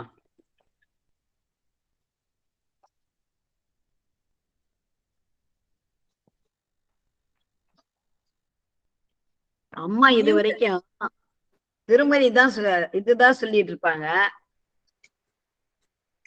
நான் இது வரைக்கும் இவங்க இந்த பெரிய புராணம், திருமுறை இதெல்லாம் சொல்லிதான் அதிகமா கேட்டிருக்கேன். நிறைய உங்களோட பழக்கம் உண்டு எங்களுக்கு. ஆனா இப்பதான் முத முருகனை இத சொல்லி கேட்டிருக்கேன். ரொம்ப அருமையா இருந்ததுமா. தெரியாத நிறைய கருத்துக்களை இப்ப தெரிஞ்சுக்கிட்டோம். அந்த கொஞ்ச நேரத்துக்குள்ள இவங்கெல்லாம் வரவேற்பு அதெல்லாம் சொல்லிட்டு இருக்கும்போது நிறைய டைம் போச்சு. ஆகா, அம்மா என்ன பண்ண போறாங்கன்னு தெரியலையேன்னு நினைச்சேன். ஆனா கடகடன்னு சொல்லி இவ்வளவு மடை திறந்த வெள்ளமாட்டா எப்படி உங்களால முடியுதுன்னு தான் எங்களுக்கு ரொம்ப ஆச்சரியமா இருக்கு. எல்லாம் உண்மையிலுமே இறைவனோட அருள்ங்கிறது யார் மூலமாவது உணர்த்துவான் அப்படிங்கிறது இதுதான் போல அப்படின்னு கொஞ்ச நேரத்துக்குள்ள நாங்க படிச்சு நிறைய இது பண்ணி வைக்க வேண்டிய நிறைய கருத்துக்களை நீங்க குறுகிய நேரத்திலேயே அவ்வளவு தூரம் தந்திருக்கீங்கம்மா. உண்மையிலுமே கிடைச்ச வாய்ப்பு. ரொம்ப நாளா நான் அதுக்குள்ள வரல, எனக்கு முடியல, கொஞ்சம் உடம்பும் முடியல, கண்ணு சரியால. அதனால அந்த திருவாசக சிந்தனையும் வரல, வேலுண்டு வினையில இதுக்கும் வரல, எதுலையுமே இல்லாம அப்படியே போய்கிட்டே இருக்கிற பாத்துக்கிட்டேன். இன்னைக்கு உங்க பேரை பார்த்தா வந்துட்டேன். இனிய அணையமா தொடர்ந்து வர்றதுக்கு முயற்சிக்கிறேன். ரொம்ப நன்றி, அருமையா சொல்லி நல்ல விளக்கம். அம்மா இன்னொரு சின்ன இது, அந்த வீரபாகு வந்து வேல்வாங்க முருகன் போறாரு இல்லையா, அப்ப வந்து நம்ம சீர்காழியில இருக்குல்ல குமர கோயில், ம். அங்க வந்து தங்கி இருந்த மாதிரி சொல்றாங்கம்மா. அவரு நைட் அங்க தங்கி போனது, அதனால உருவானது அந்த கோவில்னு. இல்ல உண்டு. அந்த பக்கம்லாம் வர்றாரு. வந்துட்டு தான் போறாரு. அங்க ஒரு குளமும் இருக்குது. அதுவும் திருநெல்வேலிலாம் வர்றதா சொல்றோம். செய்ங்கல்லூர் வர்றதா இருக்கும்போது சீர்காழியும் வந்திருக்கலாம். சீர்காழியில தான் நைட்டு தங்கி கிளம்பி போனாங்க அப்படிங்கிற வந்திருக்கலாம். அந்த கும்பாபிஷேகத்தை பேசினாங்க முத. இந்த குமர கோயில் கும்பாபிஷேகம் ஒரு 4-5 தலம் தான் சொன்னேன். ஏன்னா அது நம்ம அந்த தலங்களோட செங்கலூர் முக்கியம், காலத்தி இந்த காசி இதெல்லாம் முக்கியம்ன்றதால சொன்னேன். அந்த தலத்தோட இதுல வரும்பொழுது எல்லா தலங்களும் சொல்லும் பொழுது காழியும் வரணும் கண்டிப்பா. இல்லம்மா, நம்ம ஊரு அப்படிங்கறதால எனக்கு ஒரு இது இங்கேயும் வந்திருந்தாருமா பெருமை. அதனாலதான் வந்து செங்கலூரை முக்கியமா சொன்னதாலும் காழியை முக்கியமா ஏன் சொல்றோம்னாக்கா, திருஞான சம்பந்தமூர்த்தி நாயனாரும் நம்மளோட சண்டேச பிள்ளையாரும் ஒரு முருகர் மாதிரி ஈசனுக்கு பிள்ளையா ஆகும் தகுதி பெற்றவர்கள். அதனாலதான் அவங்கள அந்த வரிசையில நம்ம வச்சு இது பண்றோம். மூத்த பிள்ளையாரு, இளைய பிள்ளையார், சண்டேச பிள்ளையார் அப்படி சொல்றோம் இல்லைங்களா? அதனால வந்து இந்த பிள்ளையாகும் தகுதி பெற்றவர்கள் அவர்களை காழி பிள்ளையார். காழி பிள்ளையார்னு தானேமா சொல்றோம். காழி பிள்ளையார் தான் சொல்றேன் நீங்களே. அதான் அந்த அவங்க எல்லாமே ஈசனுக்கு மகன் ஆகும் அந்த வரிசையில இருக்கிறதால அதெல்லாம் சேர்த்துதான் சொல்லணும். அதனால அந்த கருத்து வந்து ஏற்புடையது. நல்லதுமா, ரொம்ப நன்றிமா. நல்ல நிறைய விஷயங்கள் தெரிஞ்சுக்கிட்டோம். ரொம்ப சந்தோஷமா இருக்குமா. நன்றி அம்மா. நன்றி. நன்றி. சந்திராமா பேசுங்கம்மா. திருவடி வணக்கங்கம்மா. திருமுக தரிசனத்தோட சொல்லுங்க. திருவடி வணங்கிறேம்மா. வணங்கிறேன். முருகனுக்கு அரோகரா, ஞானவேல் முருகனுக்கு அரோகரா. அம்மா, நான் இது வரைக்கும் நிஜமாலுமே கந்த புராணம் கேட்டதே இல்லம்மா. சிவபுராணம், பெரிய புராணம் இதைதான் கேட்டிருக்கேன். இன்னைக்கு அதனால சீக்கிரமே வந்து உட்காந்துரு கந்த புராணம் கேட்கணும் அப்படிங்கறதுக்காக நிறைய கருத்து சொன்னீங்க. அதுல கடைசியா சொன்ன ஒரு கருத்து எனக்கு ரொம்ப பிடிச்சிருந்தது. வேலை வணங்கினா வினை தீரும்னு தான் நம்ம படிச்சிருக்கோம், பாடுறோம், கேட்கிறோம். ஆனா வேல் வந்து அரக்கர்கள் மட்டும் அழிக்கல, நம்ம மனசுல இருக்கிற அரக்கனான ஆணவம், கண்மம், மாயையும் அழியும் அப்படிங்கிற அந்த இது ரொம்ப எனக்கு மனசுக்கு ஒரு ஆறுதலா ரொம்ப சந்தோஷமா இருந்தது. வேலை வணங்குனா நம்ம மனசுல இருக்கிற அந்த அரக்கர்கள் அழியும் அப்படிங்கறது இன்னைக்கு நீங்க எங்களுக்கு கொடுத்த ஒரு தன்னம்பிக்கை. ரொம்ப சந்தோஷமா இருக்குங்கம்மா. உங்க திருவடி வணங்கிற மென்மேலும் இந்த வேலுண்டு வினையிலே உங்களை வரவேற்கிறது. இது மாதிரி நிறைய கருத்துக்களை சொல்லி அடியார்களையும் கொஞ்சம் அப்படியே மேல தூக்குங்க. நல்லா ரொம்ப சந்தோஷமா இருக்குமா. திருவடி வணங்கிக்கிறேம்மா. நன்றி. அப்போ இது வந்து ஒரு விஷயம், நல்ல அற்புதமான விஷயம் நீங்க சொன்னீங்க. ஒரு புராணத்தையே திரும்ப திரும்ப கேட்கறதுல ஒரு பயனும் கிடையவே கிடையாது. நம்ம நேரத்தை போக்குறதுக்காக கேட்கல. அப்ப அந்த புராணத்தை இன்றைய வாழ்வியல் சூழல்ல நாம எப்படி எடுத்துக்க போறோம்? அப்போ பெரிய புராணம் படிக்கிறேன்னா எப்பயுமே நான் சொல்றது, பெரிய புராணம் சொல்றதோட என்னோட வேலை முடிஞ்சிரு. இந்த புராணத்தை கடைசியா ஒரு இது இருக்கும், என்னோட மாணவர்களுக்கு தெரியும். இந்த புராணத்தை இன்றைய சூழல்ல வாழ்க்கைக்கு நாம எப்படி எடுத்துக்க போறோம்? அதுதான் வந்து நம்மளோட ஏன்னா இந்த நேரத்தை நம்ம ஸ்பெண்ட் பண்றது ஒரு நேரம் பொழுதுபோக்குக்காக இல்ல, எதுவும் ஒண்ணு தெரிஞ்சுக்கிறதுக்கு தான் வரும். அப்ப கந்த புராணம் படிக்கிறோம், வேலை பத்தி படிக்கிறோம்னா இன்றைய சூழல்ல அது வாழ்க்கைக்கு எப்படி உதவ போகுது? அதை நினைத்தாதான் அதுலதான் நம்மளுக்கு பலன் இருக்க வழி. புராணத்தை தெரிஞ்சு கொள்றோம்ன்ற அந்த காலங்கள் போயிடுச்சு நமக்கு. நம்ம ஒரு அறிவை பெருக்கிக்கிறதுக்காகவோ இல்லைன்னா வேற எதுக்காகவோ படித்த காலங்கள் போயிடுது. இனி வயதான காலங்கள்ல எப்படி நம்ம அந்த உயிரை இன்னும் வந்து மேன்மைப்படுத்தி இறைவன்கிட்ட சேர்க்கணும்ன்றதுதான் இப்ப நம்மளோட குறிக்கோளா இருக்கு. நம்ம இனிமே தெரிஞ்சுக்கிட்டு PhD வாங்க போறது கிடையாது, இல்ல இந்த மாதிரி சொற்பொழிவு பண்ணி புகழும் வாங்க போறது கிடையாது. நம்மளோட குறிக்கோள் என்னன்னா, நம்ம எந்த அளவுக்கு நம்மளோட இந்த உயிரை பக்குவப்படுத்தி ஆன்மாவை ஈசன்ட்ட சேர்க்கறதுக்கான முயற்சியில இருக்க போறோம். அதுதான் நம்மளோட ஒரே குறிக்கோளா இப்ப இருக்கு. அப்போ இந்த புராணம் நமக்கு என்ன சொல்ல வருது, நம்ம அந்த என்ன எப்படி எடுத்துக்க போறோம்? வாழ்வியலுக்கு எந்த விஷயமும் உதவாத விஷயங்கள் ஒண்ணுமே கிடையாது. அப்ப அதை எப்படி எடுத்துக்கிறோம்ன்றதுதான் முக்கியமான. நான் பெரிய புராணத்துல இதைதான் சொல்லுவேன், வாழ்வியலுக்கு இதை இப்ப எப்படி எடுத்துக்க போறோம் அததான் நம்ம வந்து சொல்றோம். அப்படி இருக்கும் பொழுது முருகனோட வேலை கும்பிடுறோம், வேலை கும்பிடணும். வேலை என்ன பண்ணும்? நம்மளோட அஞ்ஞானத்தை அழிக்கும், ஞானத்தை பிறப்பிக்கும். ஞானம் ஈசன் பால் அன்பே, நமச்சிவாவே ஞானமும் கல்வியும். இப்ப ஞானம் பெற்ற ஈசன் பால அன்புக்கு தானே வரப்போகுது, அன்பு காதலாக போகுது. அதுக்கப்புறம் ஈசனோட திருவடிக்கு போக போறோம். ஈசன்னாலும் முருகன்னாலும் ஒண்ணுதான் இல்லைங்களா? அதுதான் அந்த படிநிலை நம்மளுக்கு. அப்ப முதல் படிநிலை தெரிஞ்சதுன்னா அடுத்த படிநிலைக்கு நம்ம அருமை. ரொம்ப அருமையா சொன்னீங்க. எளிமையா சொல்லி எங்களுக்கு புரிய வச்சீங்க. சும்மா இது வரைக்கும் அரக்கரை அழிச்சாங்க, அதை அழிச்சாங்க அப்படிதான். நான் இந்த வேல் நம்மளையும் உய்ய வைக்குது அப்படிங்கறது இன்னைக்கு உங்களுக்கு மூலமா நாங்க புரிஞ்சுக்கிட்டோம். ரொம்ப ரொம்ப நன்றிங்க. நன்றி ரொம்ப அம்மா. சந்தோஷம். திருவடி வணக்கம். வணக்கிறேம்மா. வினய் சொன்னாங்க இல்லையா, வினைக்கு கூட ஒரு காலம் வருமா, அப்படியே அதுக்கு ஒரு பக்குவம் வருமா வரும்னு சொன்னாங்க. ஆமா, அது ஒரு நல்ல தகவல் தான் அது. சிவசிவா. மற்ற அடியார் யாராவது பேசுறீங்களாமா? யாராவது பேசணும்னா பேசலாம். சிவாய நம. திருச்சிற்றம்பலம்.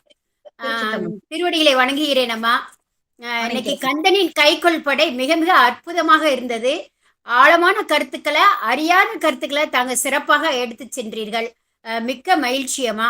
அதுல 2 வகையானதை சொன்னீங்க. ஒண்ணு கைகளையும், இன்னொன்னு வீரபாகு பத்தியோ நிறைய சொன்னீங்க. அப்படி இருக்கிறப்ப நீங்க இது புதிய தகவலா இருந்துச்சு. கைலையில பார்வதியுடைய கால் சிலம்புகள் உடைந்து அது நவரத்தினங்களாக மாறிச்சு.